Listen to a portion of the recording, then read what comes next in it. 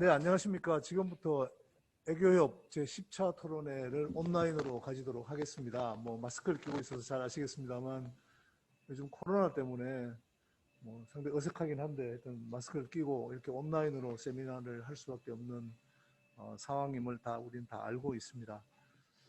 10차 토론회를 하는 입장에서 이렇게 돌이켜보면, 우리 에너지 교수 협의회가 에너지 정책을 좀 합리적으로 해야 된다 하는 생각을 가지고 이렇게 모인 것은 한 3년 좀 넘었습니다. 말하자면 이 정부가 탈원전이라는 좀 무지막지하고 좀 비과학적인 어떤 그런 정책을 이렇게 시작하면서 이렇게 모였는데, 사실은 에너지 교수 협의회 자체가 그 전에 어떠한 에너지와 관련된 연구를 하는 과정에서 겪어보지 못했던 경험을 하게 되었습니다. 말하자면 연구비를 주는 것도 아니고 논문이 쑥쑥 나오는 것도 아닌데도 불구하고 많은 이 전문가 교수님들께서 너무나 열정적으로 여기를 참여해 주셨습니다. 그래서 참여하신 이유가 아마 어떤 형태로든지 간에 이런 어떤 불합리한 정책이 되어서는 안 되겠다 하는 그런 공통의 열정이 모여서 그렇게 되지 않았나 이렇게 생각을 합니다.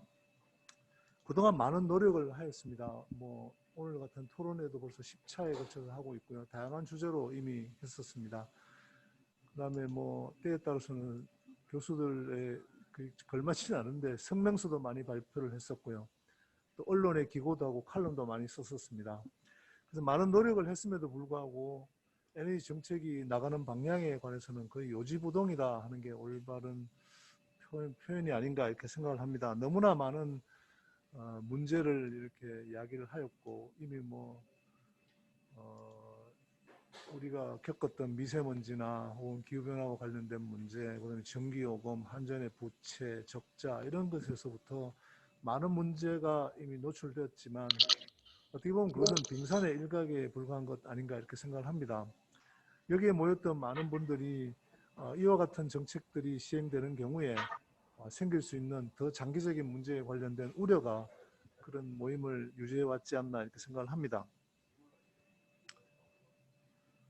우리가 어떤 문제가 논란이 있고 어떻게 하는 게 합리적이고 객관적인 것인가 하는 것을 판단을 할 때 인류가 오랫동안 개발해 놓은 방법이 있습니다. 그게 아카데믹스의 논리인데요.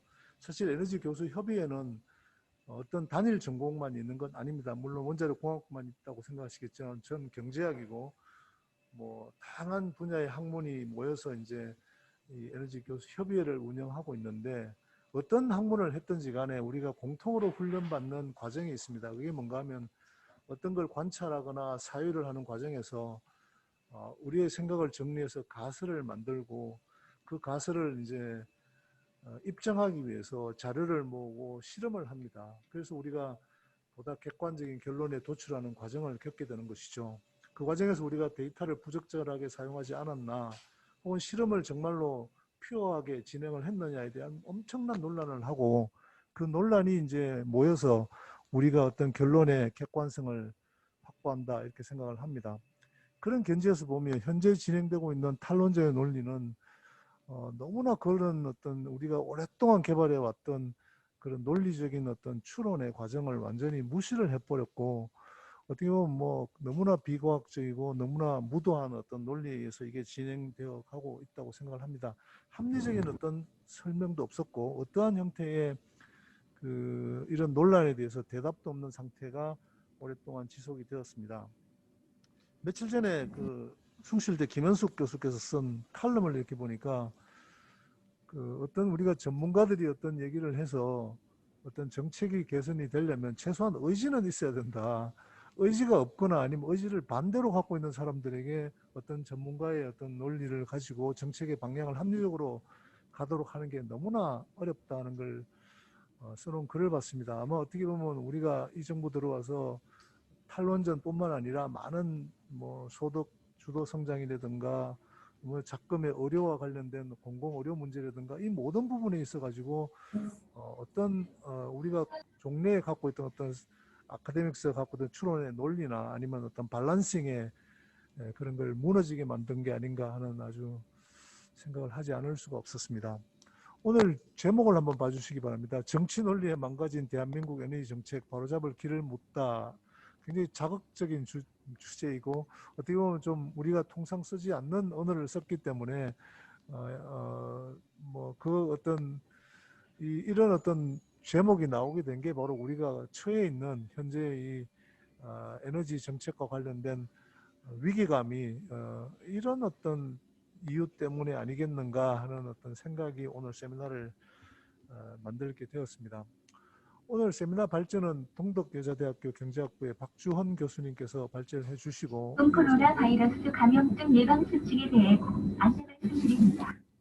외출 시 마스크 쓰기, 30초 손 씻기, 기침할 땐 옷으로 가리기, 이상 징후 발견 시 1339.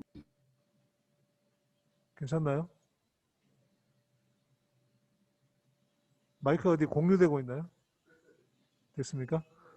예.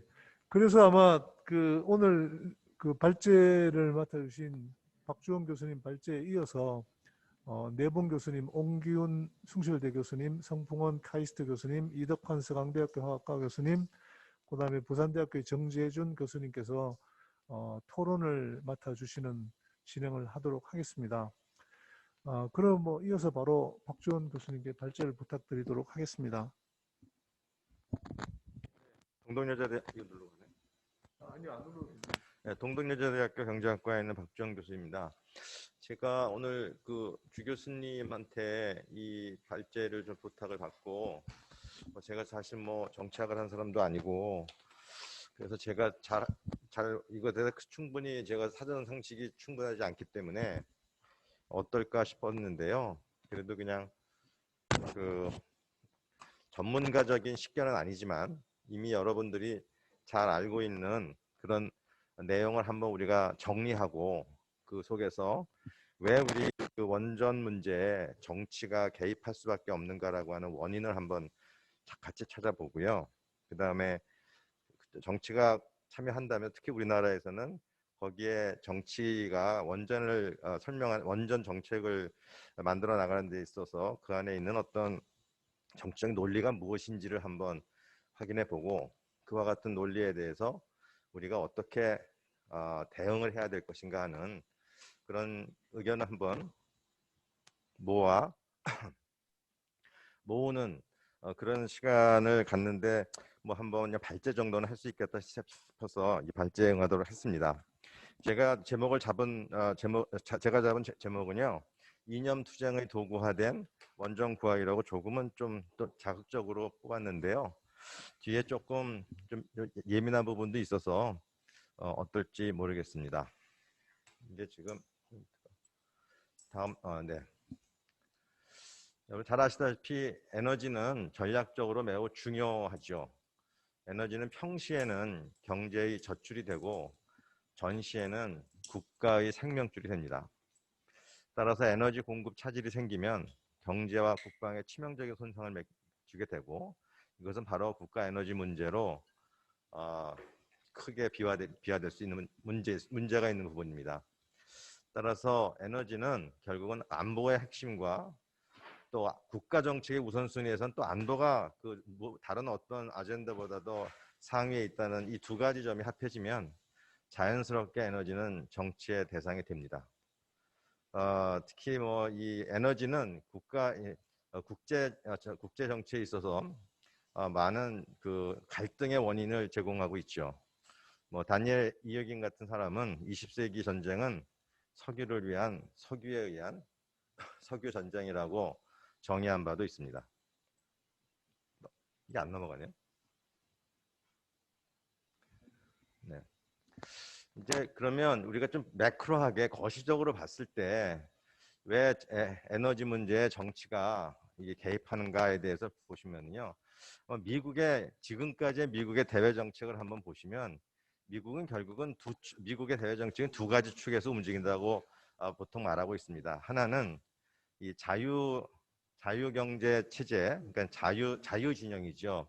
자유 진영들 사이에서의 이 자유무역 체계, 프리 트레이드를 하나의 축으로 놓고 있고요.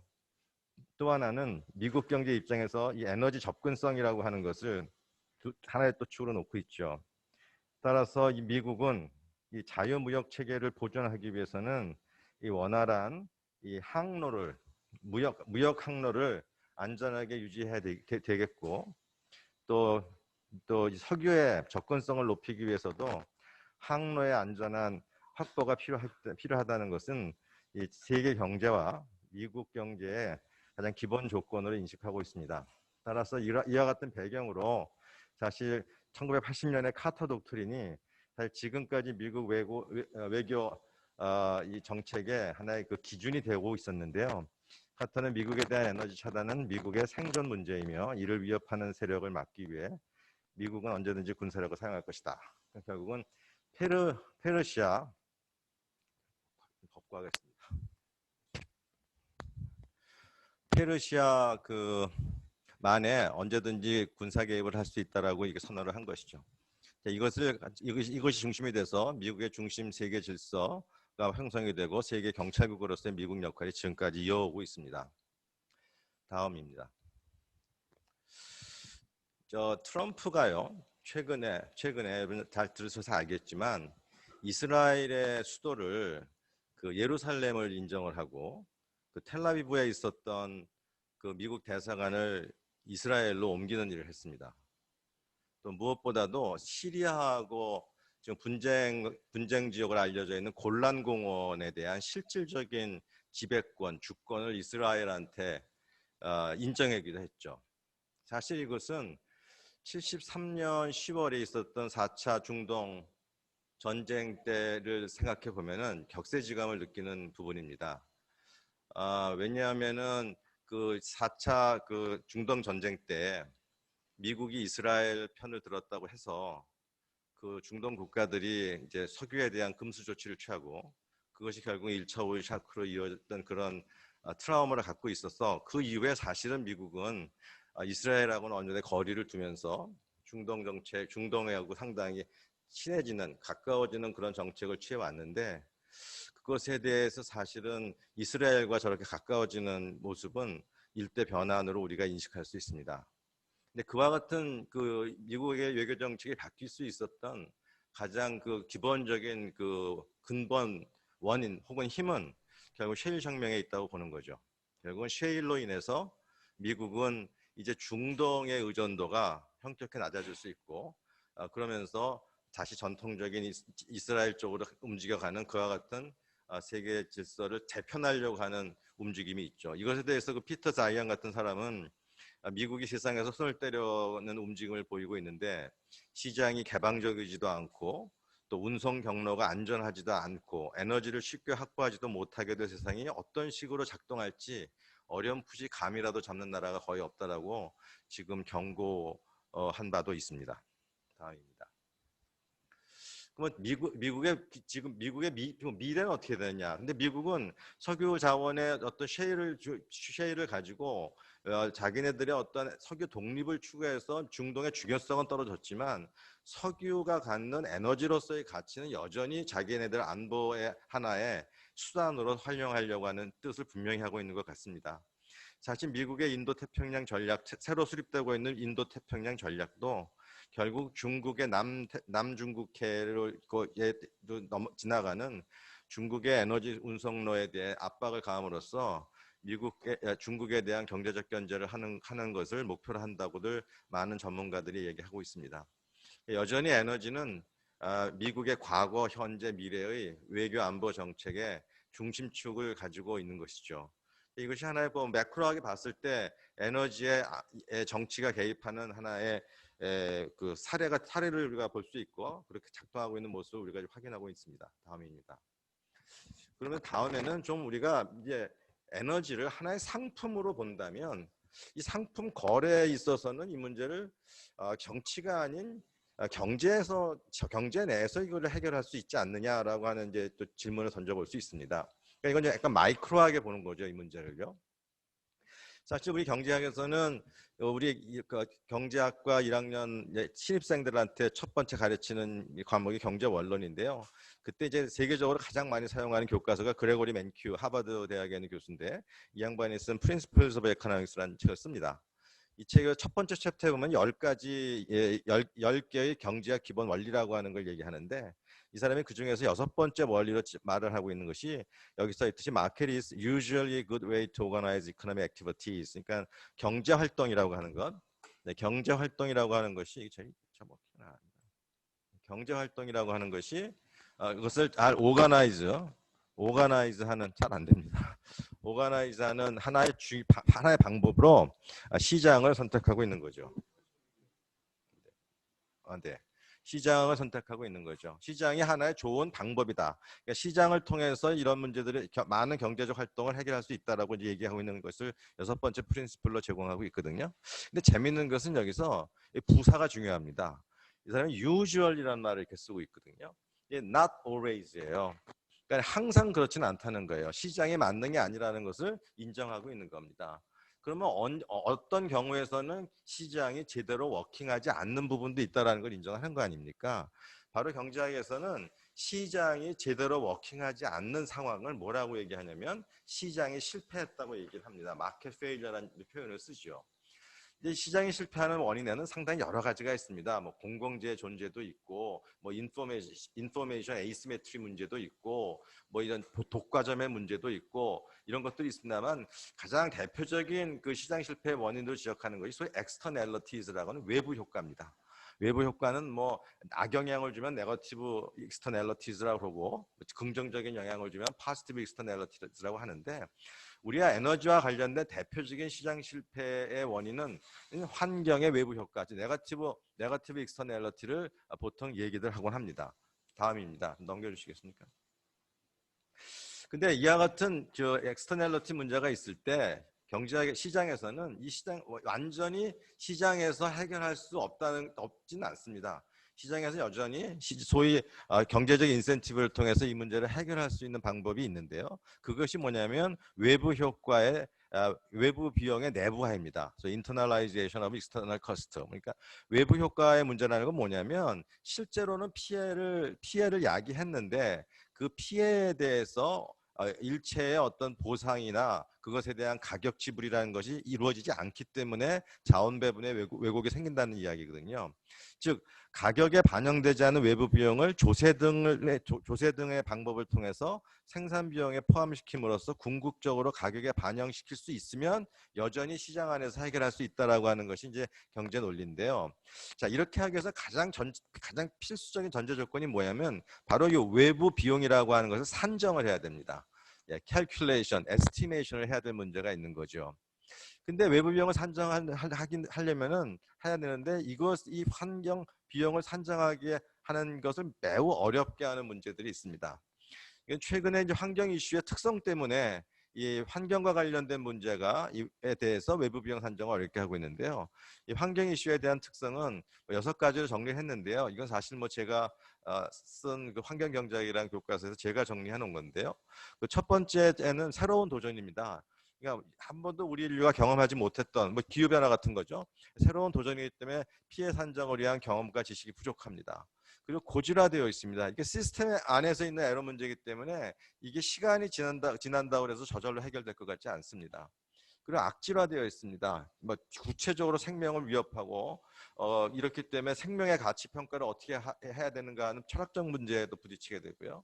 또 광역화되어 있죠. 이것이 국가 간의 트랜스 바운더리 문제가 돼 있어서 이해관계가 매우 복잡합니다. 세대 간의 문제까지 돼 있죠. 뭐 이산화탄소 문제 같은 경우는 지금 우리 세대가 저질렀는 문제가 피해는 미래 세대가 보게 되는 어떤 제네레이션 간의 문제가 있기 때문에 이런 것도 결국 이렇게 되면 또 할인율의 논쟁 문제가 있고요. 또 종합과학의 문제입니다. 어떤 하나의 디스플린으로 문제를 해결할 수 없는 그런 이슈이기 때문에 이 외부 비용 산정을 굉장히 어렵게 합니다. 따라서 결국은 외부 비용 산정이 안 되기 때문에 외부 비용의 내부화를 통한 해결이 거의 불가능하게 되죠. 자연스럽게 여기에 정치적 해결 방법을 찾을 수밖에 없게 됐는데 결국 이 과정에서 정부 개입 혹은 정치 개입이 일어나는 겁니다. 다음입니다. 근데 이제 문제는 정부가 개입하면 문제가 해결이 되느냐? 근데 많은 경제학자들이 지적하고 있는 것은 사실 시장 실패보다 더 큰 문제는 정부 실패에 있다라는 지적들을 많이 합니다.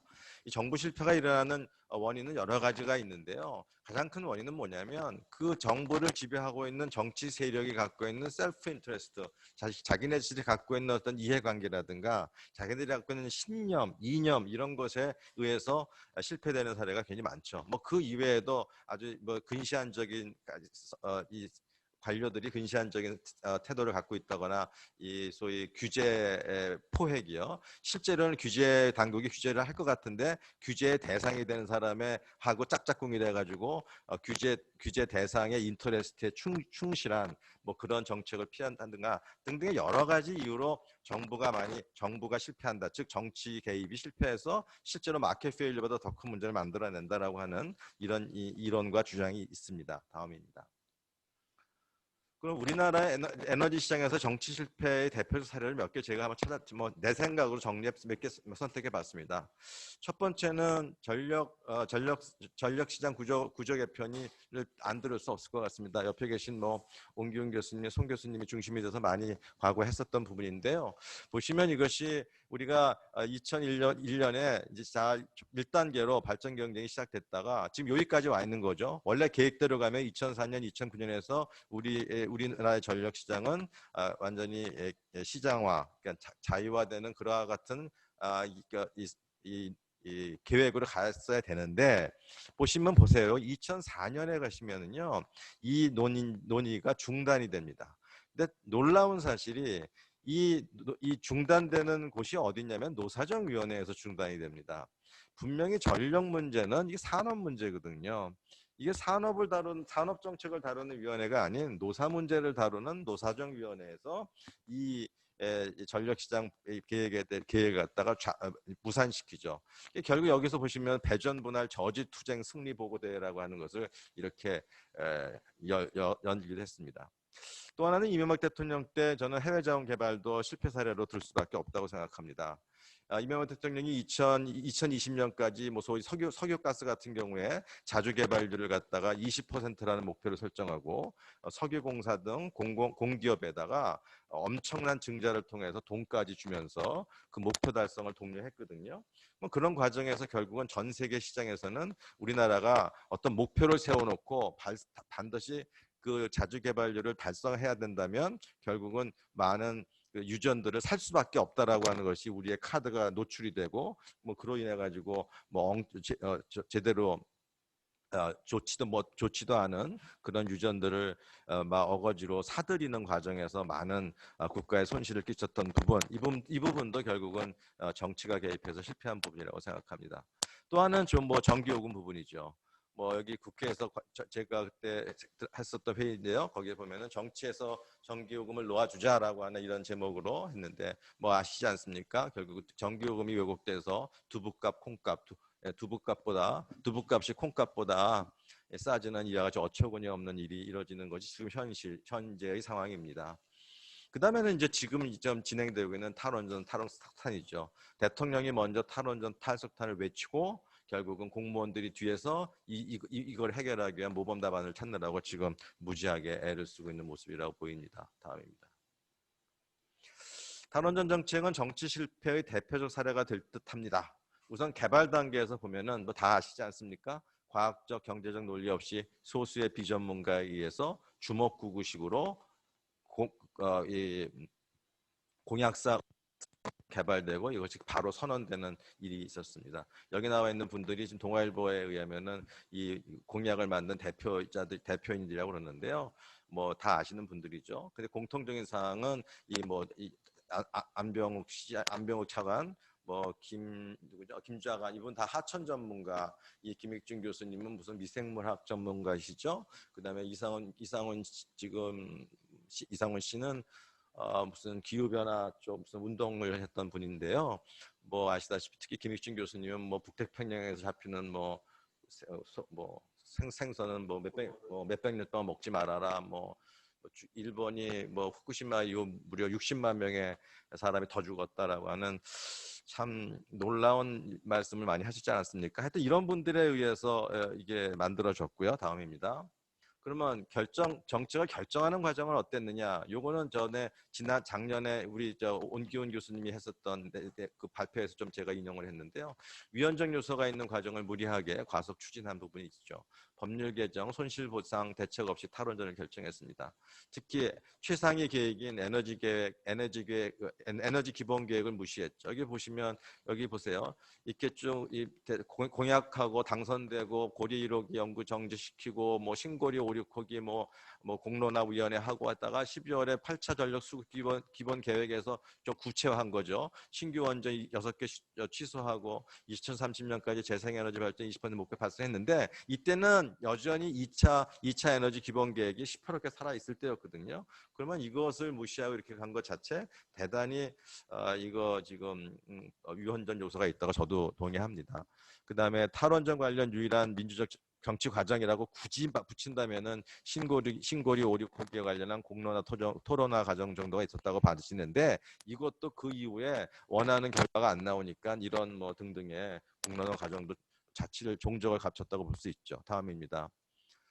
그러면 정책을 결정을 집행하는 건 제대로 하고 있느냐? 뭐 아시다시피 탈원전 정책도 집행도 여전히 비전문가 중심의 정책 집행을 하고 있습니다. 금융감독원 자료를 보시면은 이명박 대통령, 박근혜 대통령, 문재인 대통령이 지나게 한 것처럼 역대 원안위의 전공 분야를 보시면 원자력 전공, 이공계 전공, 이공계 비전공으로 나누어지는데 그래도 앞에 정부 때는 원자력 전공의 전문가들이 2 내지 3 정도 그리고 비전공 부분도 상당히 이 에너지계에 계셨던 분들로 많이 구성이 돼 있었는데 지금 현재 5기에 지금 이 원안위 구성을 보면 원자력 전공부는 한 분이시고 나머지는 다 비전공이시고 또 월성 1호기에 대한 연구 정지 결정도 보시면은 공교롭게 소위 약간 이 전공자라고 볼 수 있는 분들은 반대하시고 비전공자라고 하시는 분들이 찬성하시고 또 야권에서 추천하신 분들은 반대하시고 나머지는 친정부라고 보아지시는 분은 찬성을 하셨지 않습니까? 여기서 상당히 이제 우리 원전 문제가 이게 정치에 오염되고 있다라는 것을 보여주는 사례라고 볼 수 있습니다. 다음이요. 그러면 잘 되고 있는지 감사를 해야 되는데 이 정책 감사는 도대체 제대로 되고 있느냐라는 거죠. 뭐 아시다시피 지금 한수원에서 원전 이용률을 한 2달 사이에 85%에서 70%, 60%로 낮추고 판매 단가를 60원 이제 S대에서 48원으로 낮추고 이 48원은 우리 늘 우리 주 교수님이 주장하는 것처럼 원전의 지금 원가, 단가에도 못 미치는 것을 낮췄기 때문에 이건 구조적으로 원자력 발전이 경제성을 확보할 수 없는 구조를 만들어 놓고 원전 이용률은 과거의 평균 이용률이 90%나 되는 것을 무시하고 60%를 가정해서 이런 가정하에 월성 1호기를 조기 폐쇄를 이제 결정하지 않았습니까? 이것에 대해서 이제 그나마 우리 감사원에서 이것에 대한 부당함을 갖다가 감사하고 그 감사 결과를 지금 발표를 하려고 하는데 그것에 대해서 지금 여기에 저기 사진에 있는 저 여자분 저자가 뭐 최원장의 동서들은 한국원자력연구원에 재직 중이거나 탈원전 정책을 적극 비판해온 언론사의 논설 주간이다. 친인척 문제에 대한 의혹을 직접 해명해야 한다라고 하는 말을 그것도 국회 안에서 이렇게 과거의 연좌제를 연상시킬 만한 이런 어처구니 없는 발언을 이렇게 국회에서 하는 걸 보고 참 답답한 마음을 넘어서 참 참담한 마음을 금할 수 없었습니다. 제가 그래서 뭐 지난 2월에 제가 한경에 썼던 그 칼럼의 제목인데요. 제가 그냥 탈원전 때문이라고 해라라고 하는 칼럼을 한번 써본 적도 있습니다. 다음입니다. 자, 그렇다면 이렇게 왜 그러면 지금 이렇게 주장하는 이 탈원전을 주장하는 이분들이 그렇게 비상식적인 사람일까? 저는 그렇지 않다고 생각합니다. 그건 도대체 왜 그럴까?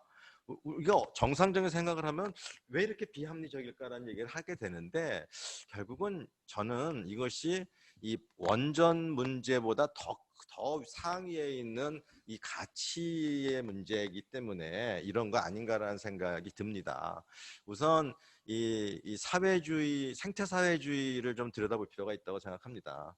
생태 사회주의의 반자본주의 논리를 보시면은요, 우선 자본주의는 뭐 성장을 통한 번영을 일단 추구한다고 볼 수 있습니다. 또 이들 생태 사회주의자들이 그렇게 주장합니다.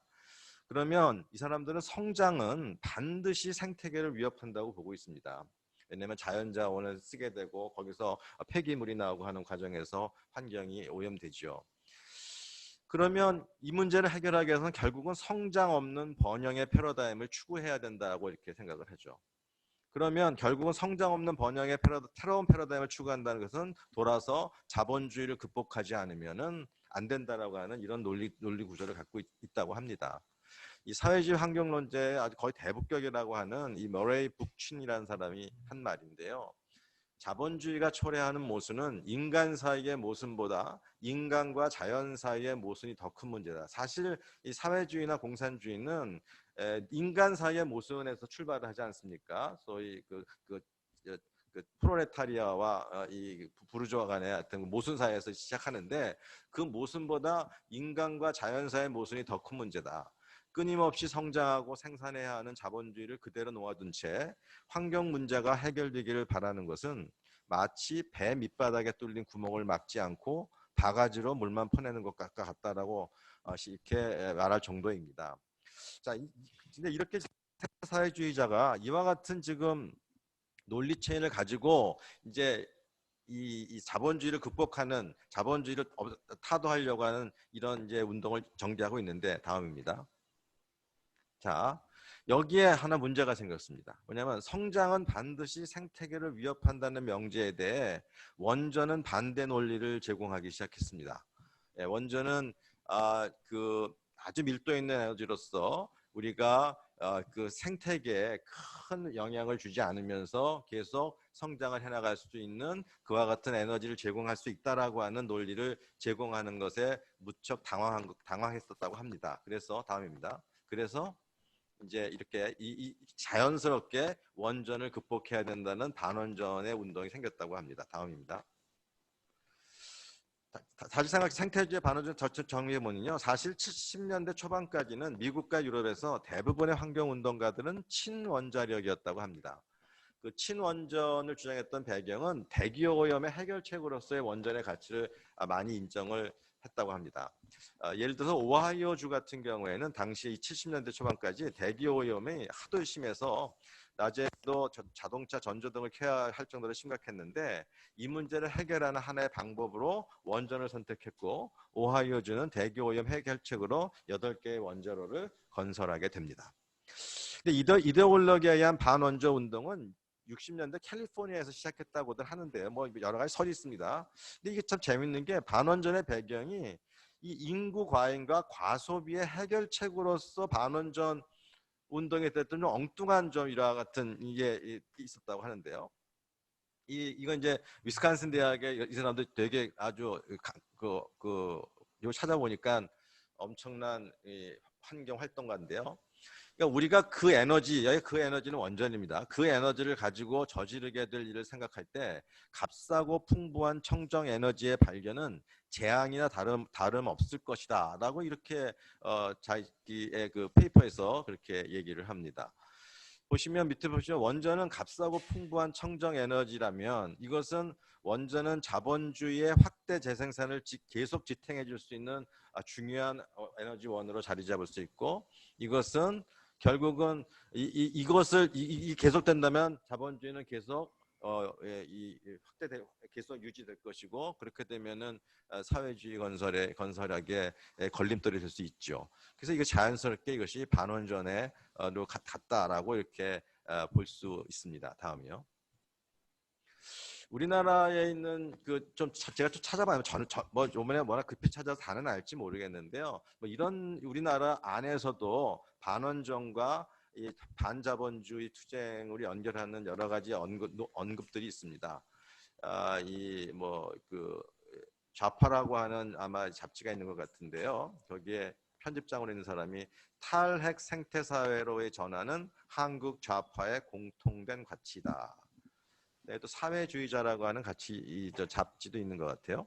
거기 보면 반핵 투쟁은 자본주의를 폐기하고 새로운 사회를 건설하기 위한 투쟁으로 나아가는 교두보다 또 자본주의의 대량 생산, 대량 소비의 시스템을 깨트려 산업용 전기를 통제할 수 없다면 실질적으로 탈핵으로 갈 수 있다고 낙관하는 것은 어불성설이다.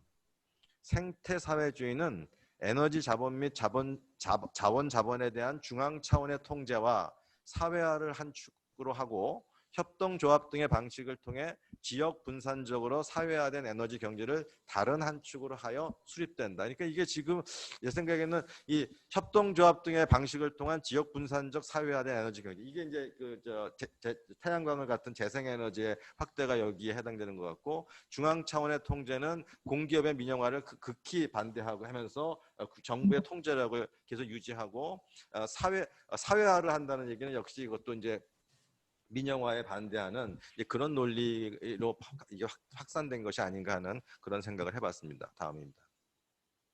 탈원전이 반원전 혁명의 수단이라는 국내 증거를 제가 제 생각에 이것도 그런 거 아닌가 하는 생각이 드는데요. 캐더요. 캐더는 사실 우리나라 울진 3, 4호기와 같은 동일한 이 가압 경수로를 설치해 주기로 했었던 건데, 이것을 했을 때 캐더 사업에 대해서 한국의 반핵론자들이 이런 방구의 목소리를 내지 않았다고 하는 것이 정설입니다. 또 하나는 우리가 대통령께서 지금 국내에서 탈원전을 강조하시면서 해외에 나가서 원전 세일즈 하는 것이 참 모순이다고 이렇게 얘기를 하는데, 이것도 보면은 결국은 국내에서의 어떤 사회 변혁을 위해서는 탈원전이 필요한데, 우리가 뭐 국가적으로 살아가는 문제에서는 원전을 세일즈한다는 것은 또 다른 문제로 해석할 수 있다면 이것도 설명이 되지 않는가라는 그런 생각을 해보았습니다. 다음입니다. 이 이렇게 반원전 운동 방향은, 반원전 운동의 기본 원리는 공포 마케팅이라고 합니다. 여기 뭐 아까 말한 거 위스콘신 대학에 있는 교수가 한 말인데, 사람들이 지금 일어나는 일에 대해서 흥분하도록 만들려면 찾을 수 있는 것들 중에 가장 감정적인 이슈를 이용해야 한다. 전후 베이비 부모들 같은 경우는 핵폭탄에 대한 트라우마가 있기 때문에 서양에서의 반원전 운동은 바로 이 핵폭탄과 연결시키는 이와 같은 운동 방식을 선택하고 있다고 합니다. 이 핵발전이라는 용어를 고집하는 것도 사실은 이 핵이라고 하는 말은 우리나라에서 최소한 핵이라고 하는 말은 가치 중립적 용어가 아니라고 생각합니다. 이미 이건 핵폭탄으로의 이것이 연상되기 때문에 우리가 지금 사용하는 원자력 발전, 원전, 이것이 가치 중립적 용어라고 봐지는데, 이 탈핵을 주장하시는 분들은 고집스러울 정도로 핵발전소 뭐 이런 얘기를 하고 있죠. 영화를 많이 이용합니다. 공포 마케팅을 전가하는 데는 영화를 많이 이용했죠. 1979년 차이나 신드롬, 이것이 이제 공교롭게 그 3마일 아일랜드 사고 일어나기 12일 전에 이 영화가 아마 개봉이 됐었을 겁니다. 원전 공포 영화였습니다.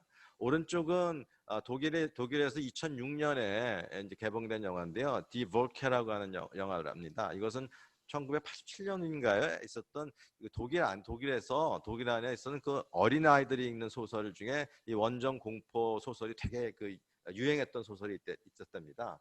그 소설을 영화화해서 2006년에 개봉해서 했는데, 이것이 이제 후에 후쿠시마와 결합되면서 독일에서 이 반원전 운동에 상당한 기폭적이 됐다라고 이렇게 평가를 하고 있다고 합니다. 다음입니다. 우리나라에서의 공포 마케팅 굉장히 많죠. 뭐 왼쪽에 보시면 우리 기억하는 이 소고기 문제입니다. 네, 소고기 문제 정도를 가지고, 소고기에서 오는 문제를 가지고 저 정도로 지금 공포 마케팅을 했다면, 원전은 이거 뭐 기가 막힌 소재죠. 그러니까 지금 광우병 문제를 갖고 떠들진 않지 않습니까? 뭐 약하니까. 근데 뭐 원전은 뭐 여전히 계속 얘기하는 거는 뭐 당연하다고 생각합니다. 광우병 때 저 앞에 앉아서 했었던 분들 지금 뭐 다 승승장구하고 계신데요. 저 때 했던 행동을 어떻게 책임져야 될지 잘 모르겠습니다. 오른쪽에 있는 부분입니다. 오른쪽은 뭐 잘 아시다시피 이 판도라 영화에 우리 대통령께서 이제 저 영화를 보시고 많이 감명을 받았다고 하는 얘기는 잘 알려져 있는 이야기입니다. 다음입니다. 근데 이제 우리가 이제 거짓은 혁명을 위해 이제 묵인할 수 있는 수단인가 할 때 보시면 뭐 다 유명한 말 아닙니까? 뭐 레닌이 이야기했다고 알려져 있는 뭐 충분히 자주 거짓말을 하면 그것은 진실이 된다라고 이렇게 레닌이 얘기를 했고요. 히틀러 저 사람은 이왕 거짓말 할 바에는 크게 왕창 뻥을 세게 치고 그리고 간단하게 뻥을 치고 그 다음에 그 뻥을 계속 얘기하면 종국적으로 가서는 they will believe it, 결국은 사람들이 믿게 될 것이다라고 전체주의자였던 히틀러가 저렇게 얘기하고 있는데 거짓이 그만큼 무서운 것이죠. 다음입니다.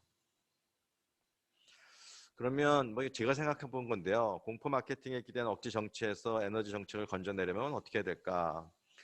과학과 합리의 권리가 무엇보다 빨리 회복돼야 될 것 같습니다. 그러면 무엇을 해야 할까? 첫째는 탈원전은 반자본주의 반시장 경제 운동이라는 점을 홍보해야 되지 않을까 하는 생각입니다. 지금 저 문제를 건드리지 않고 그냥 원전 자체만 놓고 지금 우리가 논쟁을 벌이면 뭐 완전 출발 자체가 다른 사람들이기 때문에 그 의지와 신념을 꺾기 어렵다고 생각합니다. 그리고 거기에 동조하는 세력들도 사실 저와 같은 밑바닥에 있는 저와 같은 이 논리가 있다는 것을 알아야지 그것에 대한 문제를 갖다가 알 수 있지 않을까 하는 생각이 듭니다. 그러니까 자본주의 시장 경제의 효율성을 강조하고 자본주의 시장 경제를 통한 성장의 필요성과 성장을 위한 현실적 에너지 대안으로서의 원전의 역할을 강조해야 되지 않을까 하는 생각이 듭니다. 그리고 성장이 곧 환경을 파괴하는 것은 아니고 성장과 환경의 조화의 가능성, 해외 사례 같은 거 얼마든지 있습니다. 이와 같은 가능성을 적극 홍보해야 되지 않을까 하는 생각이 들고요. 두 번째는 대안 없는 탈원전의 허구성을 적극 비판해야 된다. 좀 더 적극 비판해야 된다고 생각합니다. 이념화된 탈원전 주장은 더 이상 환경 보호가 아닌 이념 보호의 도구로 전락했다고 하는 사실을 알리고 다수 환경 시민 단체들은 민중 반미 반자본 등의 정치 이념에 함몰되어 정작 환경이 아닌 자신들의 좌파 이념을 보호하는 운동으로 변질되고 있다라고 하는 사실도 적극적으로 비판하고 알려야 되지 않을까 하는 생각이 듭니다. 다음입니다. 원자력 인본주의를 회복해야 되지 않을까 하는 생각이 듭니다. 아이젠하워 대통령이 주장했던 Atoms for Peace 이 정신을 회복해야 되지 않을까. 그러니까 환경 부담을 최소화하면서 인류를 빈곤으로부터 해방시키고 성장을 지속시킬 수 있는 현실적 에너지 대안으로서의 원전의 필요성을 설득해야 되지 않을까 하는 생각이 듭니다. 특히 뭐 이건 제 생각인데요. 서스테이너블이라고 하는 용어에 대해서 우리가 굉장히 자주 쓰는 말 아닙니까? 이거에 대한 용어의 재정립이 필요하지 않을까 하는 생각입니다. 지속 가능성은 사실 환경 문제만 다루는 게 아니거든요. 지속 가능성은 환경, 사회, 경제 세 개의 영역에서의 지속성을 의미한다고 보는데, 근데 어떻게든 노릇인지 지속 가능성은 경제 영역에서는 성장, 사회 영역에서는 빈곤 해방, 이와 같은 논의는 다 사라지고 극단적 생태주의로 대표되는 이 환경 원리주의만 남는 그런 경향이 있어 가고 있는 것 같습니다. 그래서 지속 가능성은 곧 환경에 대한 무조건적인 보호로 우리가 오해하고 있는 것 아닌가라는 생각이 들어서 이 지속 가능성에 대한 용어에 대한 좀 다시 재정립과 홍보 강화가 필요하지 않을까 생각이 듭니다. 공포 마케팅에 대해 적극 대응해야 될 것 같습니다. 기후변화 위험에서 인류를 건져낼 수 있는 현실적 에너지로서의 원전을 강조하고 신재생 에너지 한계를 저들이 원전을 그토록 공격한다면 저는 신재생 에너지가 마치 착한 에너지로 둔갑되어 있는 이것도 그것의 한계를 적극적으로 부각해야 된다고 생각합니다. 원자력에 대한 사회 전반의 이해도 증진을 위한 교육 프로그램 개발해야 되겠죠. 원전 정책 과정의 민주화입니다. 예, 정보 더 투명하게 공개하고 의사결정 과정에 더 투명하고 이해 집단 간 소통을 더 원활해야 될 거라 생각합니다. 옆에는 그 데오도르 루스벨트 대통령이 한 얘기인데요. 여기 뭐 컨서버티브 리버니까 뭐 보수와 진보를 했는데 좌파와 우파로 해석해 보면은 우파를 화나게 하기 위해서는 그들에게 거짓말해라. 좌파를 화나게 하려면 그들에게 진실을 얘기해라라고 데오도르 루스벨트 대통령이 얘기를 했었네요. 저는 우리가 좀 더 좀 진실을 자신감을 가지고 얘기를 함으로써 이 억지 논리에 기댄 정치에서 에너지 정책, 좀 좁게 말하면 원전 정책을 건져낼 수 있지 않을까 하는 생각이 듭니다. 이상입니다. 네.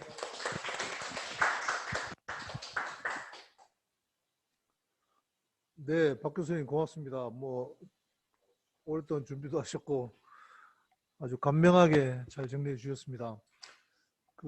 그러면 이어서 토론에 들어가도록 하겠습니다. 토론은 순서에 따라서 우리 홍기훈 교수님부터 시작을 하도록 하겠습니다.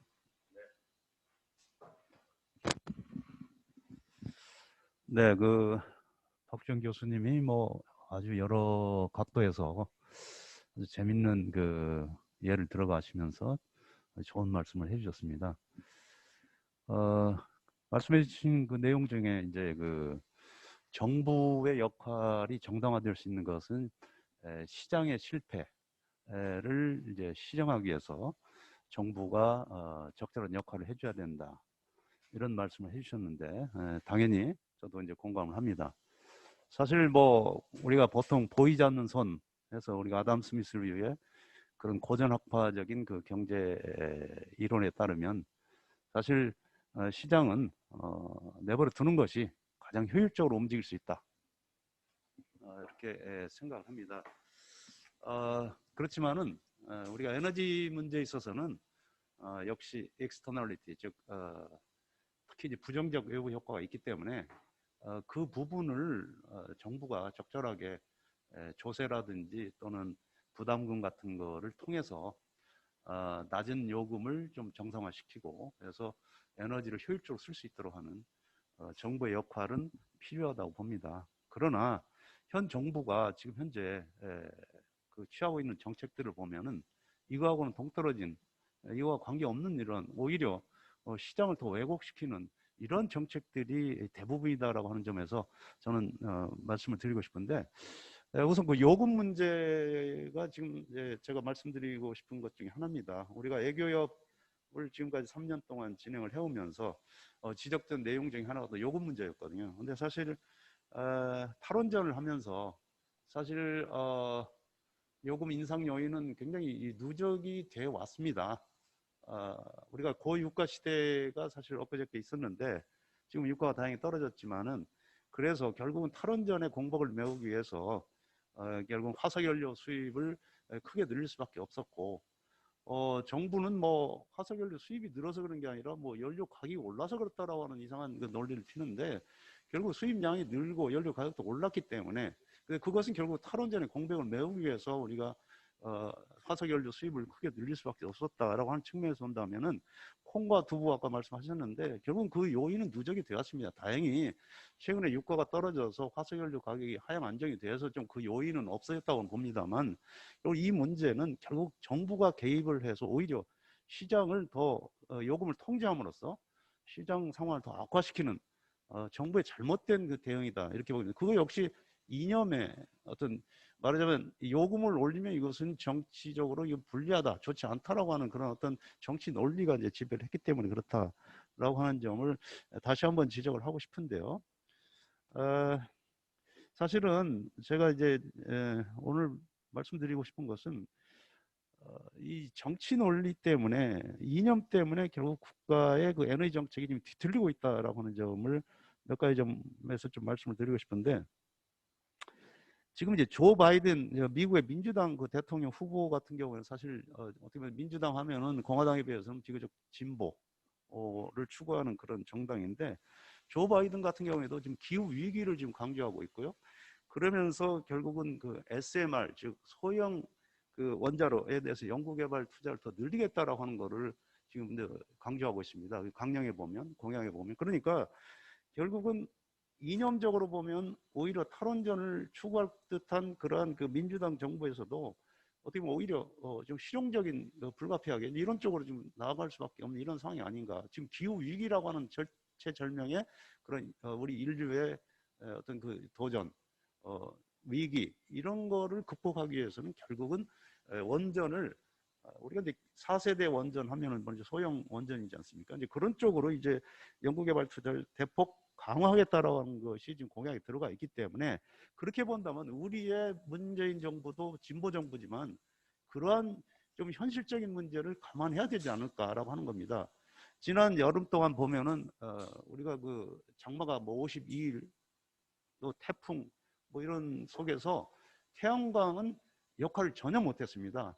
8월 달의 경우에 통계를 보니까 우리나라 전체 발전량 중에서 0.85%밖에 태양광이 담당을 못했다라고 하는 겁니다. 근데 이 정부가 지금 3차 에너지 기본계획에서 보면은 2040년에 태양광 발전 비중을, 재생에너지 발전 비중을 30에서 35%로 끌어올리겠다라고 하는 걸 지금 제시를 했거든요.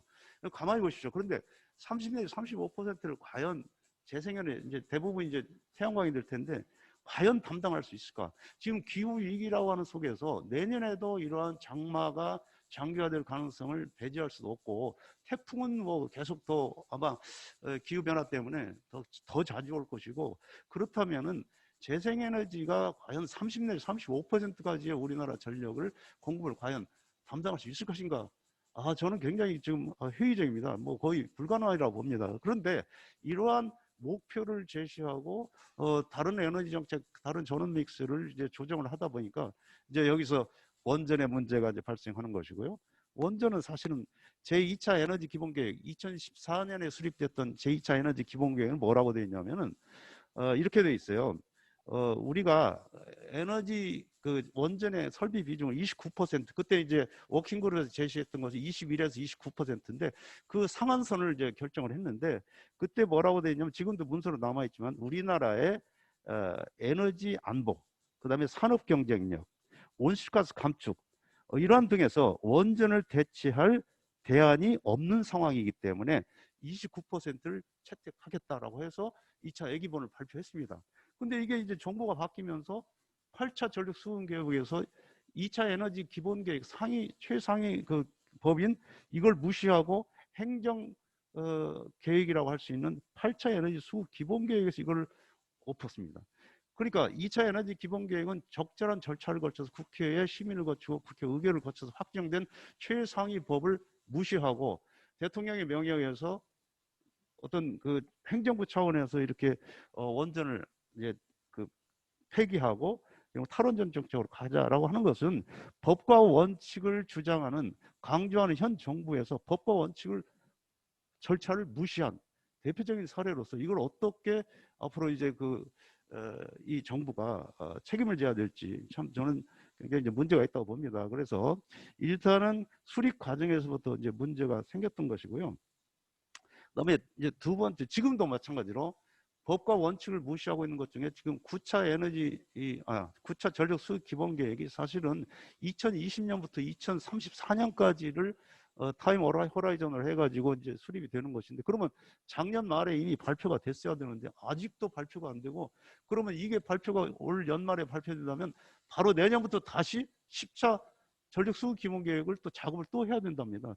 그러면 이게 굉장히 이제 문제가 되는데, 결국은 뭐냐면 이러한 어떤 스케줄 딱 정해져 있는 원칙을 무시하고 지금 뭐 때문에 환경부에서 이렇게 계속해서 질질 끌고 가느냐, 탈원전이라고 하는 공백, 그것 때문에 이 온실가스 감축이 어려워지니까 이러한 그 산업부 쪽에다가 또는 워킹그룹에다가 그걸 구체적으로 어떻게 줄일 수 있는지 좀 제시를 해라 해가지고 좀 전략 환경 영향 평가를 지금 계속 지금 추진하고 있거든요. 진행하고 있거든요. 그러니까 이게 지금 뭐 사실은 이게 뭐 죽도 밥도 아니고요. 이게 원칙이 무너지고 있는 이런 좀 문제고, 아까 저 감사원의 그 월성 1호기 하나, 한 가지만 더 말씀드리고 제 말씀 마치도록 하겠습니다. 지난 8월 14일에서 15일 사이에 미국 캘리포니아에서 이제 순환 정전이 이제 발생을 했거든요. 14일 날 밤 6시부터 7시 사이에 2시간가량 순환 정전이 발생했습니다. 그때 3.6기가와트 정도의 전력 출력이 급격히 줄어가지고 결국은 그 전력 출력이 줄어든 공백을 가스 발전이 그거를 백업을 해줬어야 되는데, 가스 발전이 고장이 난 상태에서 결국 백업을 못하는 바람에 이제 그 순환 정전이 일어났는데, 그 원인은 결국은 여러 가지 원인이 있을 수 있지만은 근본 원인은 바로 재생에너지가 이제 일몰이 되면서 해가 떨어지면서 결국은 그 태양광 발전이 제 역할을 못하면서 3.6기가와트가 전력 공급이 확 줄어드니까 그걸 이제 메우지 못해서 그런 현상이 발생했습니다. 그렇게 본다면 아까도 말씀드렸다시피 우리나라의 경우에도 지금 최근에 이러한 그 태양광 발전이 이제 크게 늘면서 공급이 넘치는 그런 지역이 소리 안 들립니다.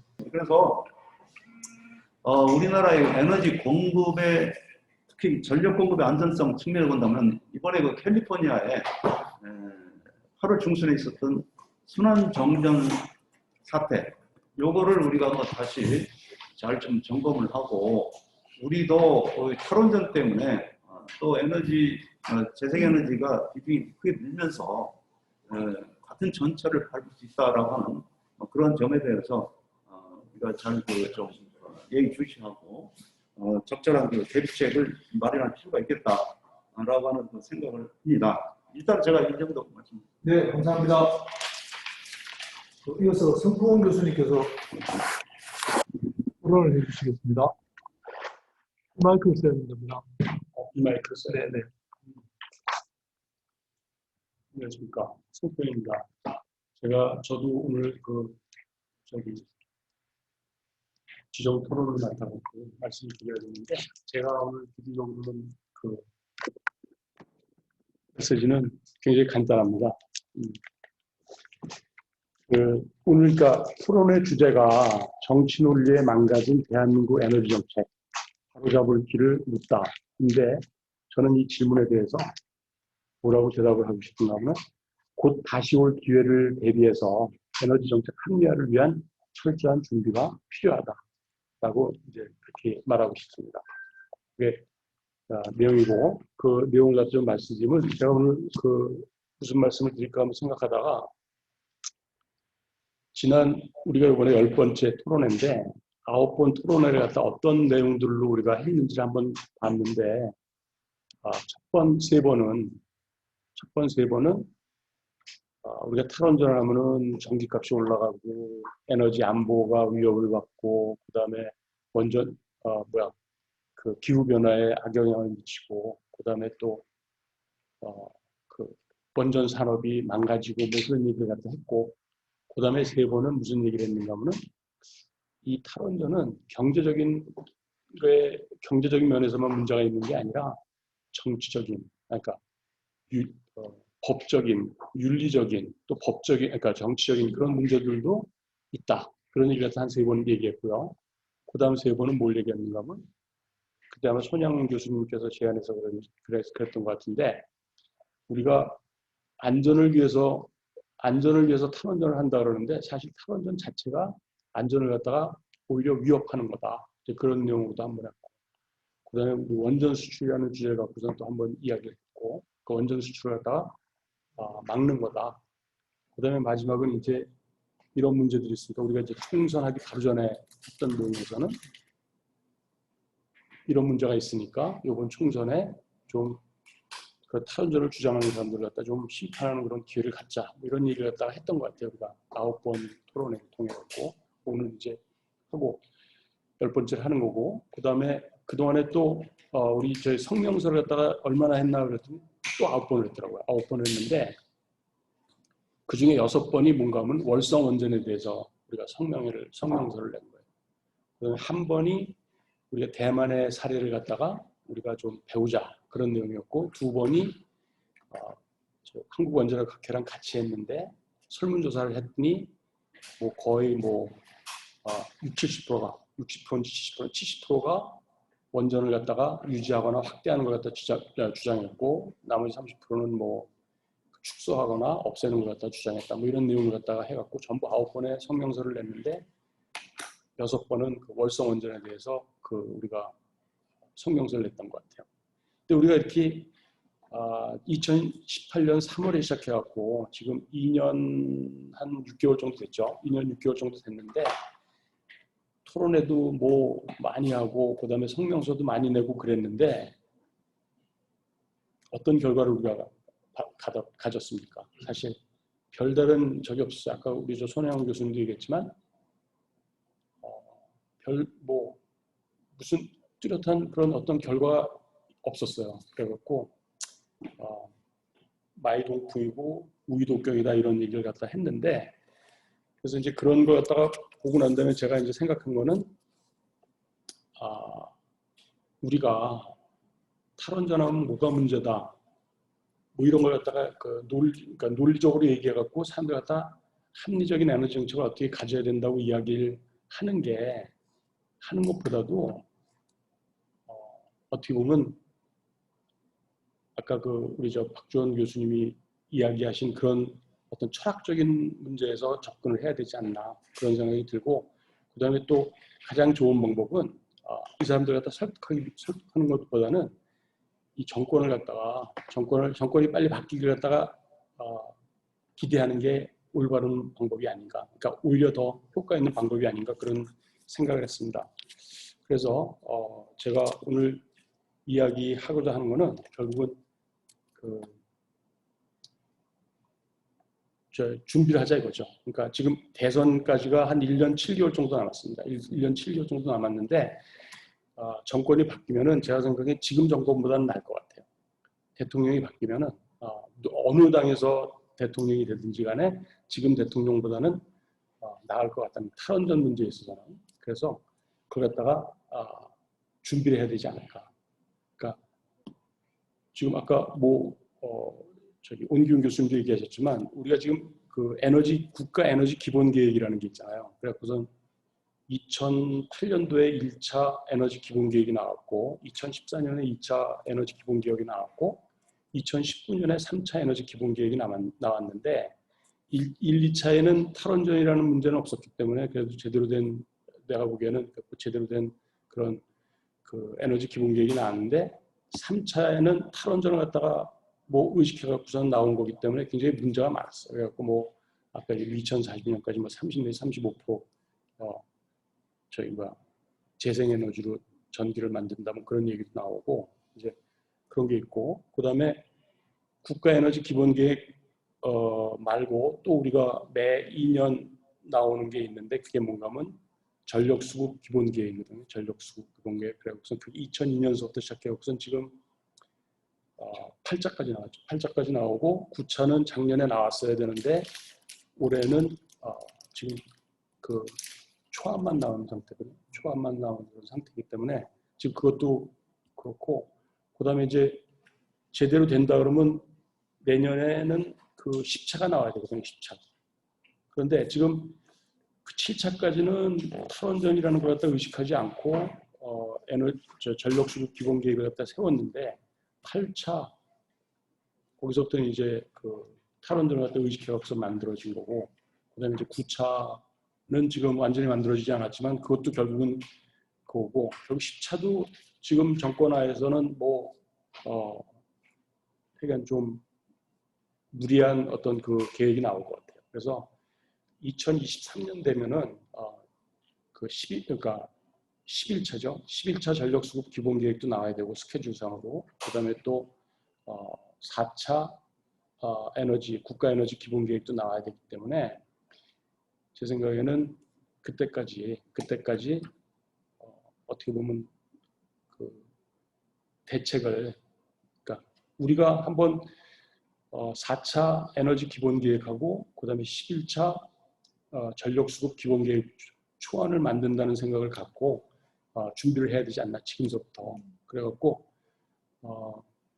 우리 애교협 안에서 태스크 포스를 만들어 갖고 4차 에너지 기본 계획 만드는 태스크 포스, 11차 전력 수급 기본 계획 만드는 태스크 포스.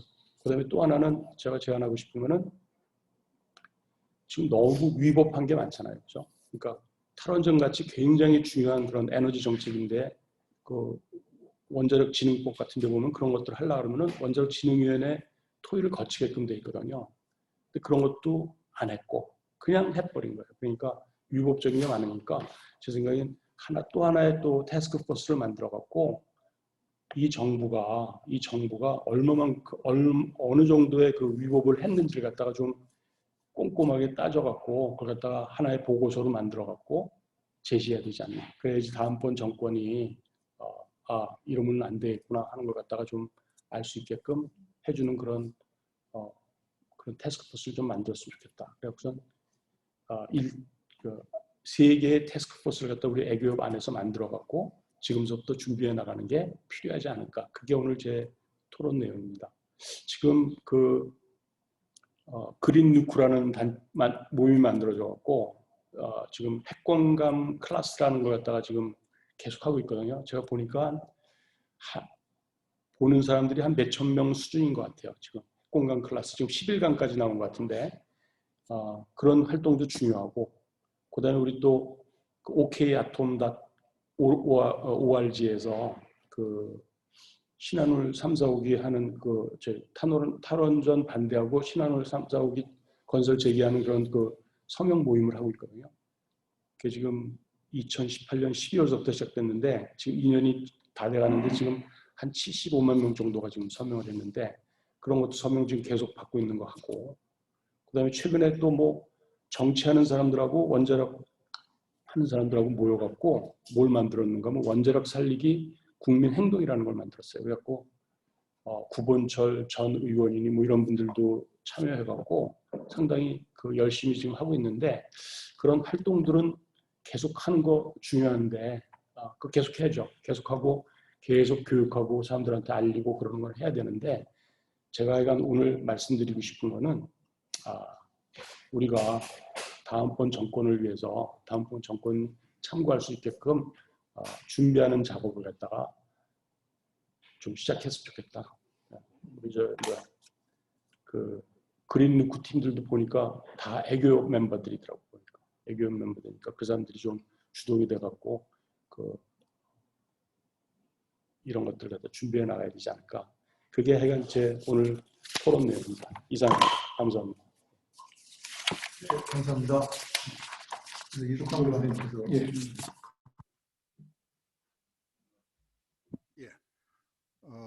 안녕하십니까, 이덕환입니다. 오늘 주제가 정치 논리에 망가진 에너지 정책에 대한 건데, 저는 거기다가 앞에 엉터리라는 말을 수식어로 하나 붙이고 싶습니다. 지금 에너지 정책은 그 탈핵으로 시작을 해서 그 에너지 전환이라는 그럴듯한 허울을 쓴 탈원전, 탈석탄 정책입니다. 이 탈원전을 선언할 적에 내세웠던 명분은 국민 안전과 환경 보호였습니다. 지난 3년 동안 우리가 경험했던 그 정부의 정책하고는 상당히 거리가 있는 주장들이죠. 국민 안전, 낚싯배 침몰 사고로 시작해서 대형 화재가 끝없이 이어졌고, 올해는 섬진강 그 수해가 심각했습니다. 가장 심각한 문제는 코로나19였죠. 지금 우리가 겪고 있는 코로나19는 중국에서부터의 입국을 거부한 걸로 시작을 했습니다.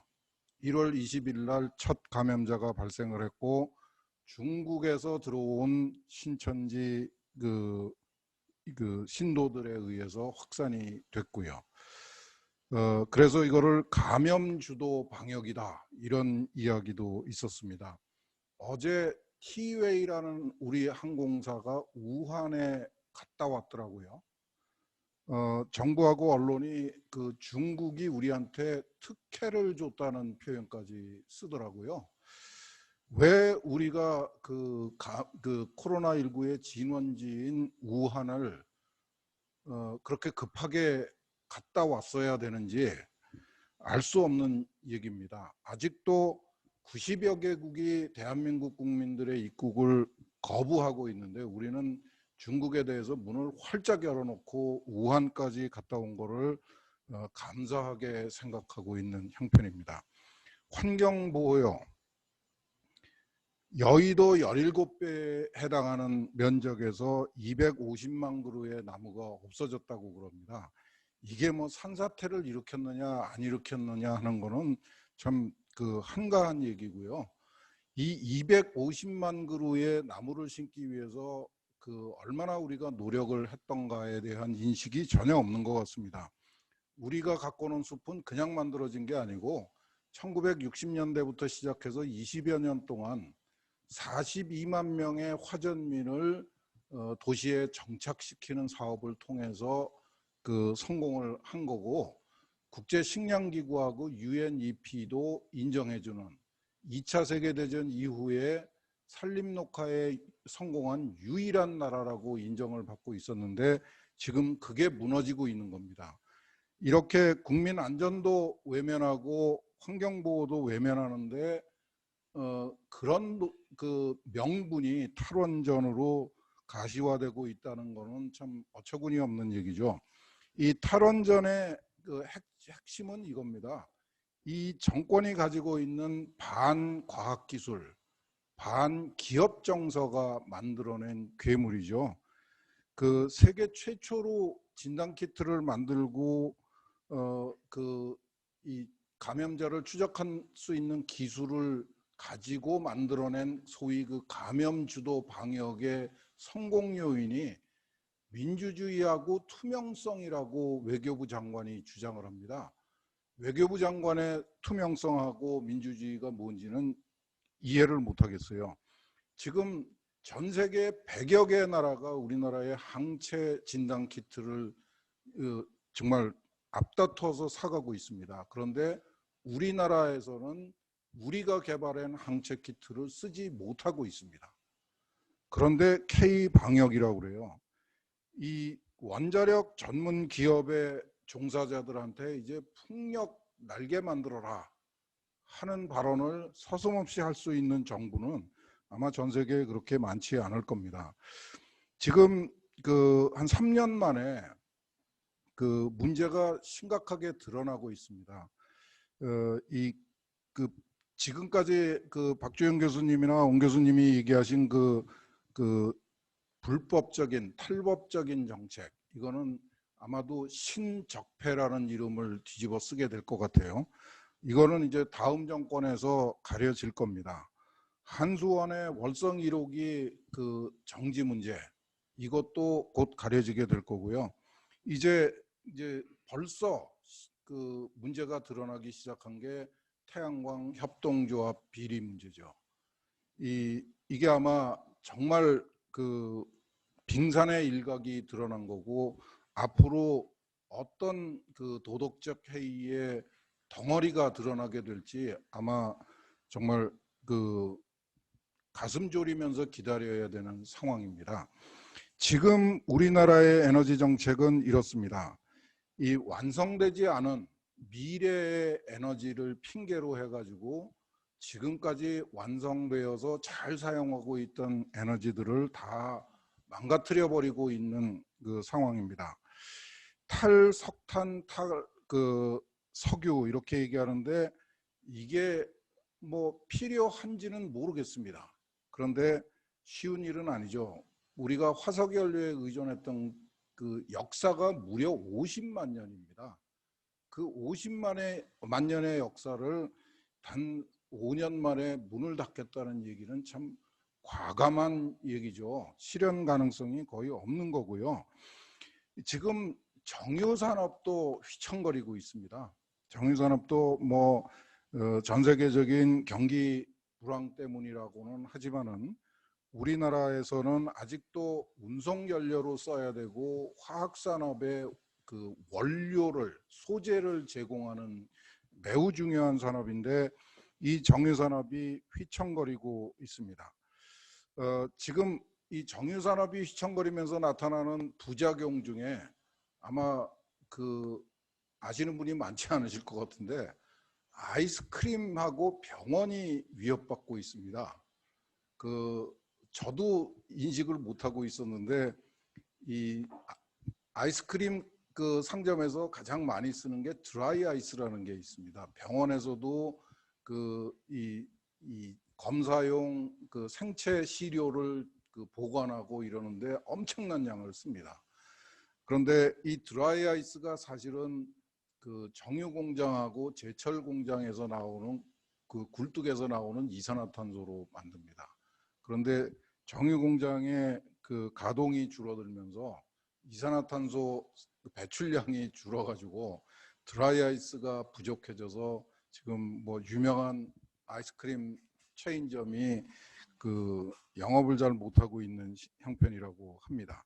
그러니까 이 잘못된 에너지 정책이 단순히 원전만 망가뜨리고 있는 게 아니고 그 석탄 발전소, 이게 가장 지금 2021세기 지금 현재 상황으로는 전 세계에서 가장 보편적으로 사용하고 있는 연료입니다. 그런데 그거를 포기하겠다 그러고, 두 번째로 중요한 그 소재이고 연료인 석유도 포기하겠다 그러고, 그러면서도 또 난데없이 가스는, 천연가스는 무한정으로 쓰겠다고 고집을 부리고 있습니다.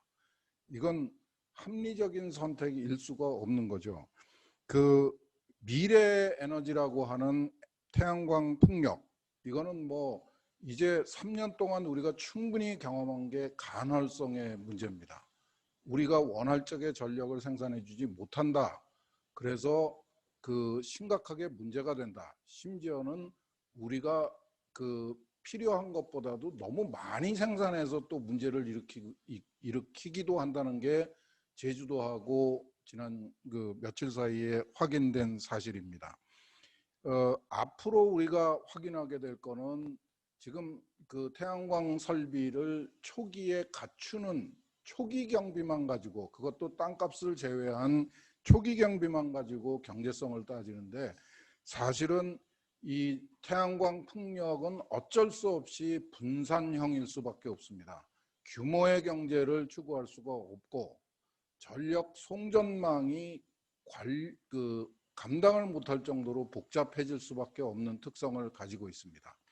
이런 그 신재생이라고 부르는 것에 그 관리에 들어가는 비용, 이 부분까지 고려를 하고, 그 다음에 태양광은 수명이 20년으로 알려져 있습니다. 20년 후에는 산더미 같은 그 태양광 패널이 이 뭐 10만 년이 지나도 안 썩고 100만 년이 지나도 썩지 않는 유리 조각들이 산더미처럼 쌓이게 될 겁니다. 이거를 재활용을 하겠다고 그 국민을 속여서는 안 되는 거죠. 아직까지는 재활용할 수 있는 기술이 없습니다. 아프리카로 보내는 것도 대안이 아니고요. 정부가 수소를 강조하고 있습니다. 강릉에서 우리 엄청난 폭탄 같은 그 폭발 사고를 경험을 했습니다. 이 수소가 안전하다는 얘기는 정말 무책임한 이야기고요. 수소 자체는 안전할지 깨끗할지 모르지만은 수소를 지구상에서 생산하기 위해서 감수해야 될 오염은 그 도를 넘어서는 겁니다. 우주에 수소를 가져다 쓰겠다는 거는 이거는 정말 망상이죠. 이건 있을 수 없는 얘기를 하는 거고, 수소 업계가 얼마나 비윤리적이고 황당하고 그 어처구니 없는 거는 이번에 우리가 본 니콜라 사태에서 확실하게 확인할 수 있습니다. 아무것도 없는 트럭을 언덕 위에서 굴려보내 놓고 그게 수소 트럭이라고 거짓말을 할 수 있는 배짱을 가지고 있는 사람들이 떠드는 게 수소입니다. 우리의 미래를 그런 엉터리 그 업자들 손에 맡길 수는 없는 거죠. 이 정리를 하자면은 지금 상당히 심각한 위기 상황입니다. 다음 정권이 시작할 때까지 기다릴 수 있는지조차도 불확실합니다. 우리가 애써 만들어 놓은 에너지 산업이 통째로 무너지고 있고, 지금 이 정부가 그 온갖 도덕적 해이를 감수하면서 오히려 즐기면서 만들어 놓고 있는 그 에너지 전환의 실체는 아직도 오리무중이고 매우 불투명한 현실입니다. 아마 더 이상 뭐 환경을 지키고 안전을 지켜주겠다는 그 근거 없는 얘기에 더 이상 우리의 그 정신을 팔아서는 안 되는 굉장히 심각한 상황이다. 이런 말씀으로 마치도록 하겠습니다. 감사합니다. 네, 이어서 자유토론으로 정대중 교수님께 부탁드리도록 하겠습니다. 한글 파일만 간단하게. 네, 정재준입니다. 제가 네네 네네 제가 지금 쓰고 있습니다. 네. 네네. 저 먼저 예. 박주홍 교수님 네네. 괜찮습니다. 아니 그 한글 파일 띄울 거니까 그만 뭐. 네네. 예, 좋습니다. 자, 박 교수님 그 발제 들으면서 저는 이그 우리나라의 탈원전 정책이나 혹은 그 반원전 정서 그 뒤에 뭐가 있을까 이렇게 저 나름대로 그냥 깝깝하게 느끼는 거를 이제 좀 그래도 시원하게 좀 볼 수 있어가지고 너무 좋았습니다. 그리고 또 세 분 토론 말씀도 참 잘 들었습니다.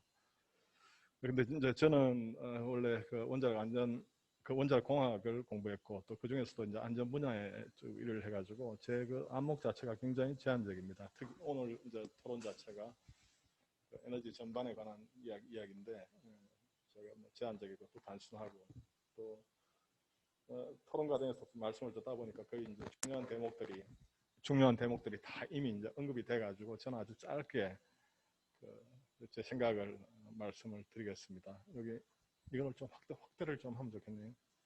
저는 현재 에너지 정책 자체가 다들 나온 말씀입니다만 탈원전 자체가 그냥 매몰 돼버렸다.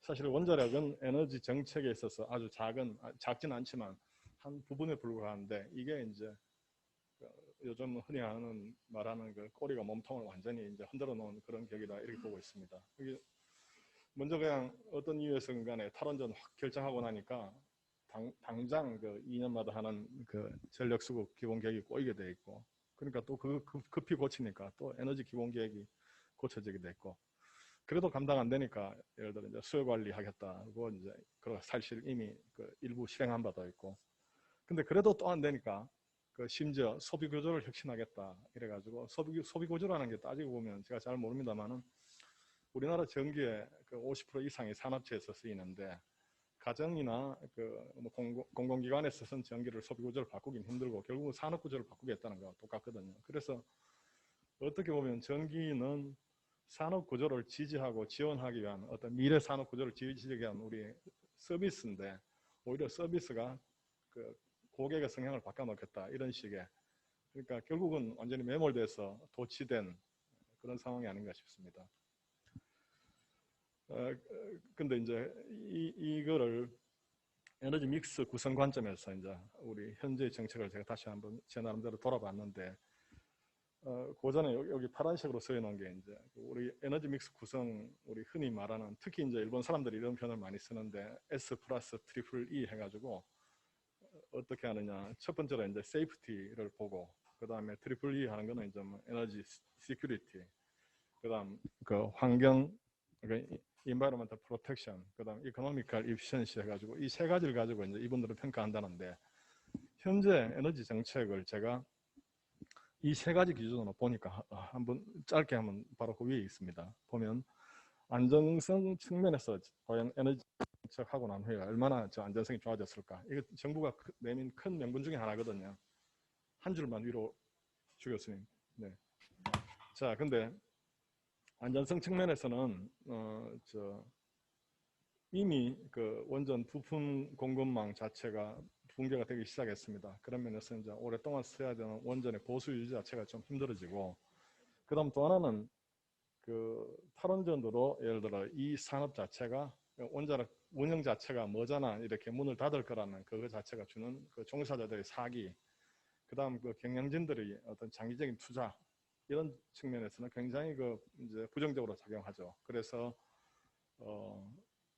종합적으로는 안전관리 능력 같은 게 이제 떨어질 수밖에 없다. 이 첫 번째 기준에 대해서는 좀 굉장히 네거티브로 작용한다는 말씀을 드리고 싶고, 두 번째 이제 에너지 시큐리티 측면에서는 이제 원자력은 전 세계적으로 보면 대부분 다가 국산 에너지로 중국산 에너지로 분류를 합니다. 왜냐하면 이제 원전에서 연료비는 한 10% 정도인데 실제 우리나라가 우라늄 사오는 값은 2, 3%밖에 안 되거든요. 그러니까 한 95% 이상이 국산 에너지인데 이제 국산 에너지가 축소되고 그에 반해서 우리가 석탄 원자력을 줄인 만큼 그대로 LNG로 갔으니까 결국은 해외 의존도나 이런 게 있는 건 없애고 없는 건 늘리고 이런 측면에서 이제 부정적이다 이렇게 보고 있고, 그다음 친환경성 이건 뭐 이제 화력 석탄을 줄이게 돼 있지만 네트로 보면 화력 비중이 LNG가 많이 증가하면서 사실은 화력 비중은 계속 절대량이 늘어나고 돼 있어요. 그러니까 이제 우리가 오죽하면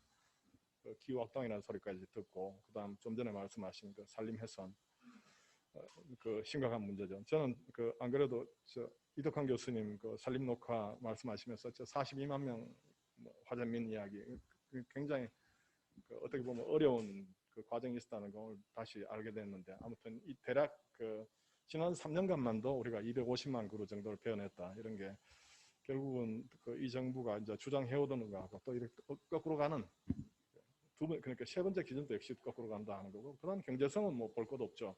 경제성은 지금 예를 들어 뭐 하루에 15%만 일하는 거 그러니까 이용률 관점에서 15% 일하는 뭐 재생에너지 풍력 그거 투자하고 LNG 뭐 비싸고 하니까 당연히 경제성 나빠지고 그래서 저는 이제 이 네 가지 관점에서 보면 전부 다 이게 그러니까 플러스 점수를 받기는 어려운 전부 다 네거티브한 경우 물론 제가 말씀드리지 않은 긍정적인 요소도 찾아보면 많이 있을 거라 봅니다. 그렇지만 네트로 보면 굉장히 그 참 난감한 상태로 보고 있습니다. 그럼 저는 이제 이게 과연 이게 지속 가능할까? 이게 정말로 정부 뜻대로 갈 수 있을까? 이렇게 생각해 보는데 이건 뭐 제가 주 교수님 그 가능성이 있을까 생각해 보면 뭐 다들 아시는데 공기업 발전 공기업 손실 전기 요금 인상 요인 그다음 재생 증가 자 요금 문제는 예를 들어 뭐 돈으로 올린다고 하면 될지 모르겠는데 지금 이제 간헐성 변 문제 그다음에 송전 문제 생각보다 훨씬 더 심각할 가능성이 있더라고요. 이거 무슨 뜻이냐면 아까 박정 교수님 말씀 중에서는 이제 이 태양광이나 이런 걸 주장하시는 분들께서 이제 협동조합이나 지역 분산 사회화는 뭐 친화에너지 이런 말씀을 드렸는데 이 그래프는 뭘 보여주느냐면 2018년도에 이제 RPS 발전소 발전 현황인데 여기 지역별로 이렇게 뭐 약간 차이가 있는 게 눈에 보이지 않습니까? 이 중에서 이제 호남권이라 했는데 실제 이거 디테일에 들어가 보면 이제 전남이 좀 더 많아요. 근데 이게 예를 들어 협동조합이다, 지역 분산이다 이게 되려면 1인당 인구 1인당 발전 설비가 그래도 비슷해야 될 것 같은데 그 참고 자료를 들여다보면 전남하고 서울하고 해보면 78배 정도 높아요. 그러니까 전남이 아무래도 그러니까 입지 조건이 좋으니까 거기 태양광 역시 그리 갈 수밖에 없는데 원래 뜻대로 갈 것 같으면 당연히 서울에 인구가 많은 수도권이 많아야 되는데 그게 힘들다는 이야기입니다. 그죠? 그래서 결국 이런 부분도 자기들 그 추진 측에 이제 주장하고는 거꾸로 가는 걸 본인들 스스로 보여줬고 이게 또 이렇게 지역 편중이 되면서 사실 호남에는 그렇게 전기를 많이 쓰지 않는데 이제 이게 다시 이제 거꾸로 어딘가에 보내야 되는 이 문제가 다시 크게 대두될 것 같다 이런 생각이 들고 있습니다.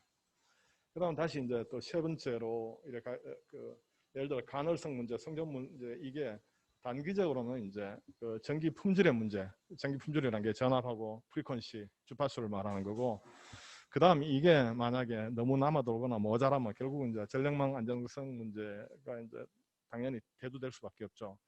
아까 2030년에 뭐 20몇 %, 30몇 % 여러 가지 목표가 있었는데 사실은 재생이 15%만 되면 저는 우리나라가 15%라는 거는 재생의 이용률이 사실은 15%잖아요. 태양광의 이용률이 15%면 만약에 우리나라 전기의 15%를 태양광이 만약에 맞는다 치면 한여름 쨍쨍할 때는 100% 태양광이 들어갈 수 있다는 이야기면 나머지 다 꺼야 된다는 이야기거든요. 그러니까 15%만 넘어가도 감당 안 되는 현실이 껐다 그러니까 뭐 큰 구름 하나만 지나가도 그 따라가지고 LNG를 켜야 한다거나 아니면 아침에 다 끄고 해지면 다 켜고 이런 그러니까 이런 부분에 대해서 사실은 이제 우리가 대책이 많이 미흡한 거는 누구나 알 수 있는 이야기입니다. 그 다음에 그 파리 기후협약 역행 이 문제는 사실은 이제 이게 정부 스스로도 문제가 되니까 지금 아직 아마 에너지 기본 계획 자체가 환경부 들어가서 지금 계속 논의가 진행되는 자체가 이건 뭐 누가 봐도 다 아는 사실은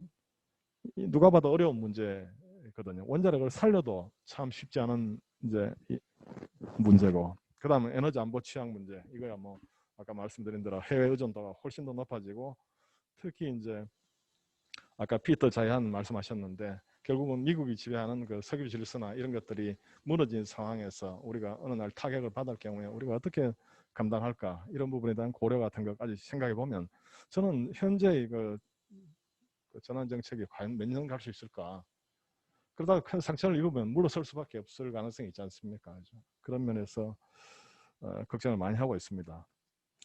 제가 좀 더 밑에 이제 근본 원인 배경 이걸 적어놨는데, 사실은 오늘 박 교수님 강의를 들으면서 이 근본 원인이 아니고요. 그러니까 단기적으로 왜 이런 게 촉발됐을까 대한민국에서. 그러니까 결국은 사실은 이제 후쿠시마 원전 사고가 트리거한 건 분명히 맞거든요. 트리거한 건 맞고, 그 다음에 여기에는 저는 이제 정파나 그 집단의 이익이 또 개입됐고, 그 다음 이제 포퓰리즘, 인기 영합하는 그 정책 시행이나, 그 다음 또 저는 최근에 우리 사회가 정말로 감성이 지배하는 사회로 바뀌었다는 생각을 많이 하고 있습니다.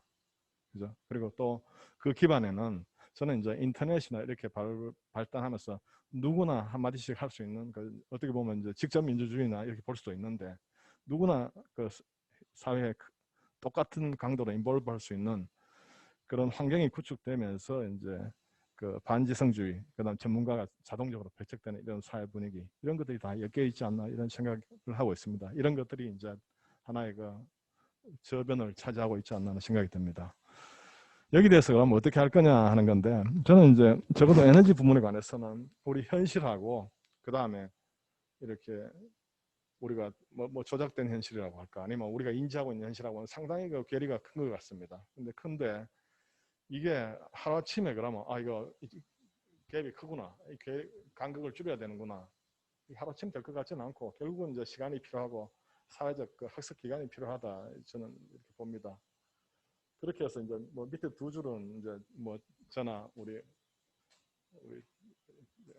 이 분야에 계신 분들이 이렇게 했으면 좋겠다는 건데, 뭐 이제 정확한 현실 인식을 돕기 위한 그 뭐 바로 알리기 노력, 아까 성풍현 회장님께서 말씀하신 그 핵공감 클래스라거나 이런 것도 이제 그런 활동의 그 일부로 이렇게 보고 있습니다. 바로 알고, 그다음 또 하나는 이제 예를 들어 탈원전 문제에 관해서는 뭐 원자력 살리자 이런 것도 중요하지만은 그 훨씬 더 나은 그 미래에 대한 비전 같은 것도 제시하고 더 대안도 제시해야 되지 않나, 이런 생각을 하고 있습니다. 제가 짧게 이렇게 말씀 마치고 좀 이따가 제가 뭐 질문도 좀 드리고 하고 싶습니다. 자, 이걸로 마치겠습니다.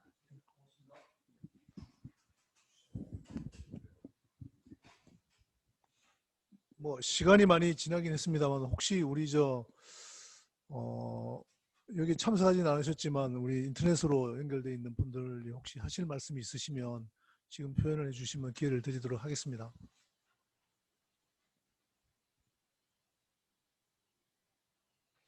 네, 미리 말씀을 안 드렸더니 아마.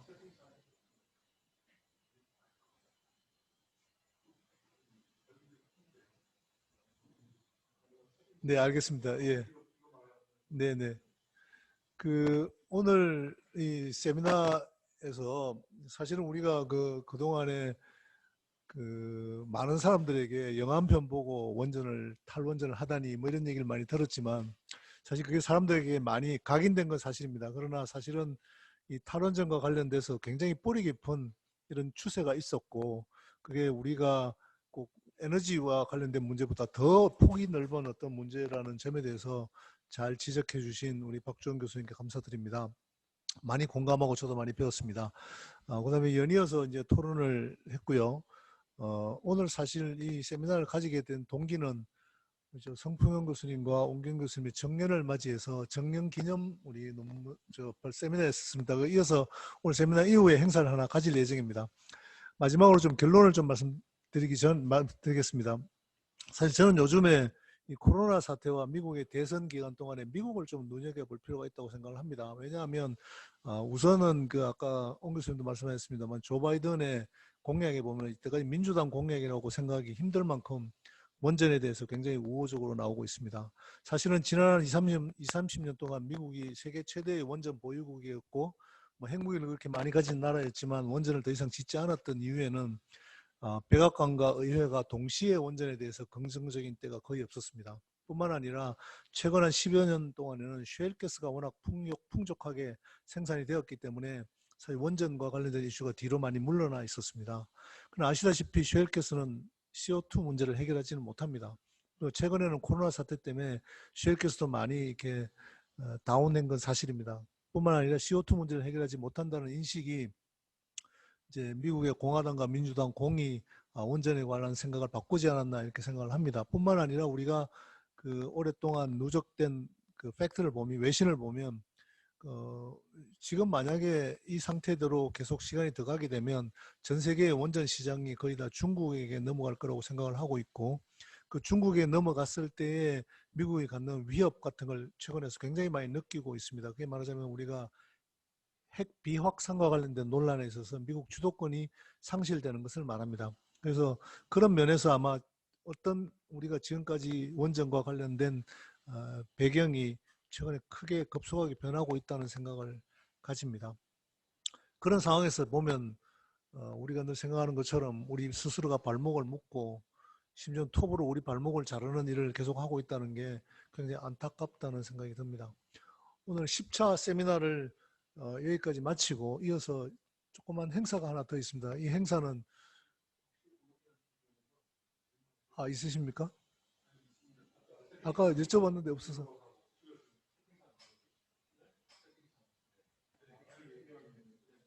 예, 나왔군요.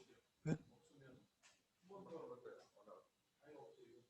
예, 아직 없고요. 더 요청이 없어서 우리 10차 세미나는 여기서 마치고 그 다음에 주광규 교수님께 잠깐 마이크를 드리고 조그만 행사를 짧게 하나 가지도록 하겠습니다.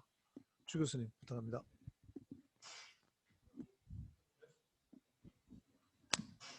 방송은 여기서 끝낼까요? 그러지요. 뭐. 잠깐 한마디만 예. 더 할까요? 방금 저기 미국 얘기를 하셔서 좀 함께 공유하고 싶습니다. 우리 정부가 갑자기 디지털 뉴딜을 시작을 했다가 갑자기 그린 뉴딜이라는 거를 추가를 했습니다. 근데 그린 뉴딜은 참 지켜보는 게 안타깝습니다. 그린 뉴딜은 작년 가을에 미국의 민주당이 의회에 제출했던 법안의 정책 이름입니다. 그리고 올 봄에 제가 잘 기억하는지 모르겠는데 하여튼 58대 0인가로 상원에서 부결이 된 법안의 이름입니다. 왜 하필이면 허구 많은 이름 중에 그걸 가져오는지 잘 이해를 못하겠어요. 지금 바이든이 얘기하고 있는 게 바로 그린 뉴딜입니다. 근데 그거하고 물론 당연히 내용도 전혀 다른 거를 가져다가 아무리 남의 나라 거 베끼는 걸 좋아한다고 그래도 이건 좀 아니지 않는가 싶은 생각이 들고요. 뉴딜도 우리 거 아닌데 뉴딜에 대한 역사적인 평가도 그렇게 일방적으로 긍정적인지는 잘 모르겠습니다. 그런데 하필이면 원조의 나라에서 만드는 정책을 엉뚱하게 우리 거에다가 따다 붙이는지 이건 참 부끄러운 얘기인 것 같고요. 그 다음에 환경 문제가 이제 지금 미국 대선에 상당히 심각한 이슈로 떠오르고 있는데 우리도 경계해야 될 환경 문제가 있습니다. 지금 캘리포니아하고 미국 서부가 지금 완전히 화염에 휩싸여 있습니다. 지금 뭐 아침에 보니까 포틀랜드는 뭐 하루 종일 그냥 앞이 안 보일 정도로 연기 속에 갇혀 있던데 우리도 아까 말씀드린 이 산림 녹화 정책의 성공으로 우리도 위험에 빠져 있습니다. 우리 산도 만약에 산불이 일어난다 그러면은 엄청나게 큰 규모로 퍼질 수가 있고 지금 만들어 놓은 태양광 뭐 이런 것들 풍력 이런 것들 그냥 순식간에 다 날아갈 수 있는 위기 상황입니다. 그러니까 우리도 이 정부가 워낙 환경 문제에 대해서 무관심한 것 같아서 우리도 산불에 대한 적극적인 대책을 마련하지 않으면은 올 겨울을 무사히 넘기기 힘들 수도 있다. 특히 이렇게 날씨가 이렇게 그 종잡을 수 없는 상황에서는 지금 그 미국에서도 문제가 되고 있는데 그 산림 부산물들, 그러니까 낙엽이나 이 쓰러진 가지들이 지금 숲에 그냥 방치되어 있습니다. 그게 사실은 그 영양 성분이 된다고 그래서 좋아했던 적도 있는데 미국은 지금 그거를 방치한 거를 굉장히 후회하고 있습니다. 그게 지금 그냥 완전히 불쏘시개 역할을 하고 있거든요. 근데 우리 상황도 그 미국의 그 서부 지역의 상황하고 크게 다르지 않습니다. 우리도 민둥산일 적에는 산불을 걱정할 필요가 없었지만은 지금 상황에서는 산불이 굉장한 위협 요소가 될 수 있고 거기다가 또 그 더해서 발전 시설까지 거기다가 투자를 해놨기 때문에 더 심각하게 경계해야 된다 이런 말씀 좀 드리고 싶습니다.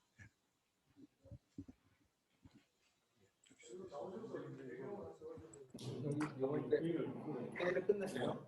끝냈어. 아니 저쪽 회의 완전 녹화를 끝내고. 아니 저분들 다 참여하시는 거예요. 그래?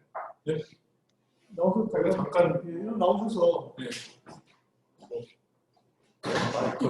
이건 되게 어렵다.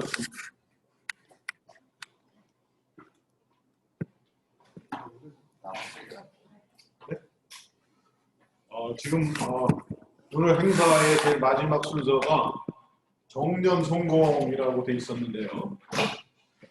우리 두 분 교수님, 홍기훈 교수님하고 성평 교수님이 1955년생이십니다. 동갑이신데 그래서 2020년을 맞이해서 65세로 이번 8월에 은퇴를 하시게 됐습니다. 두 분 다 뭐 경제학 분야, 그다음에 원자력공학 분야의 석학이시고 또 특별히 에너지 문제에 대해서 홍기훈 교수님이 전문가적 그런 식견을 가지시고 많이 외교 활동에 앞장서서 우리 외교업이 지금 뭐 성과가 없다고 아까 성평 교수님이 말씀하셨는데 사실상은 뭐 탈원전의 역설이라고 할 만큼 원자력에 대한 국민의 인식이 개선되는데 우리 외교업이 상당한 역할을 했고 정부에서도 이제 우리 역할에 대해서 주시를 하고 있습니다. 그래서 3년 동안 우리 활동이 의미가 없었던 건 아니다. 그래서 앞으로 또 성평 교수님께서 숙제 내주신 그런 활동들을 우리가 이제 계속 이어받아야 할 것 같습니다. 그리고 성평 교수님은 원자력공학 분야에서도 정말 석학이라고 말씀 친구분 들으실 전혀 부족함이 없으신 그런 분인데 그리고 ANS의 펠로우시고 또 유능한 제자들을 많이 양성하셔서 지금 뭐 김만철 교수라든지 이런 분들이 국내 대학에서 교수로 활동하고 계십니다. 제가 성공할 게 많이 있지만 이 정도로 하고 저희가 오늘 행사 주간이 원래 애교협에서 했었는데 이번만은 이제 그린 뉴크로 주간을 바꿨습니다. 그 이유가 일단 이 그 플랫폼이 그린 뉴크에서 그 회원으로 가입한 그걸 써서 했기 때문이고 그다음에 다른 하나는 우리가 약소하게 감사패하고 소정의 선물을 준비했는데 그게 이제 그린 뉴크의 후원으로 그게 됐습니다. 우리 그린 뉴크를 대표해서 정재준 교수께서 감사패를 좀 올라서 좀 찍어주세요. 일단 홍기훈 교수님 제가 이쪽에 가까이 와서 가까이 계신 혹시를 보여드릴까요? 자, 보시기 바랍니다. 제가 한번 제가 가까이 계신 홍기훈 교수님한테 먼저 자 이제 읽어드리고 얘기해서 감사합니다. 흥신대학교 홍기훈 교수님. 교수님께서는 2017년 7월에 창립된 에너지 정책 합리화를 추구하는 교수협의회의 공동대표로서 탁월한 리더십과 경제 분야 전문성을 바탕으로 우리나라 에너지 정책을 바로 세우기 위해 열과 성을 다해오셨습니다. 교수님의 정년 퇴임을 맞아 그간의 공덕을 기리며 모든 회원의 감사와 존경의 마음을 깊게 담아드립니다. 2020년 9월 18일 외교협 회원 일동 제가 계신 회원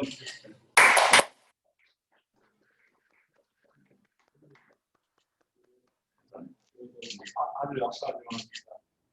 아이고, 금기처럼 보여. 네. 아니 무슨 저게 전달만. 그래 선 교수님도 좀 이해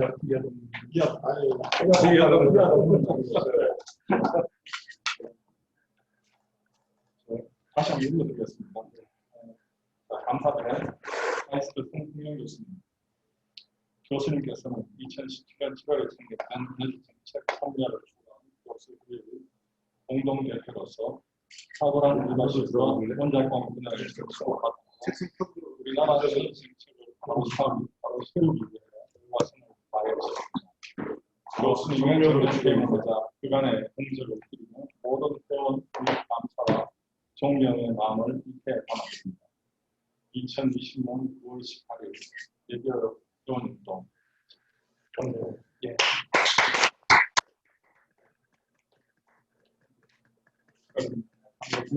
작년에 만들었던 감사표보다 뭐 이게 나오셨잖아요.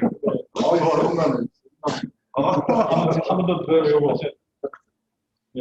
작년에 감사표를 받으셔서 아이고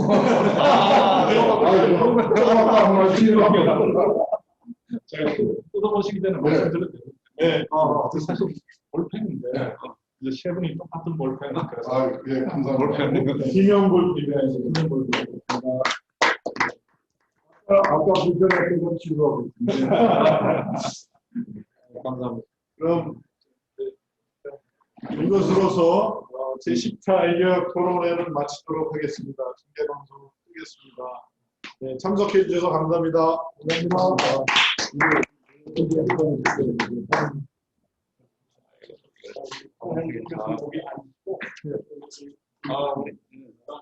제가 그러면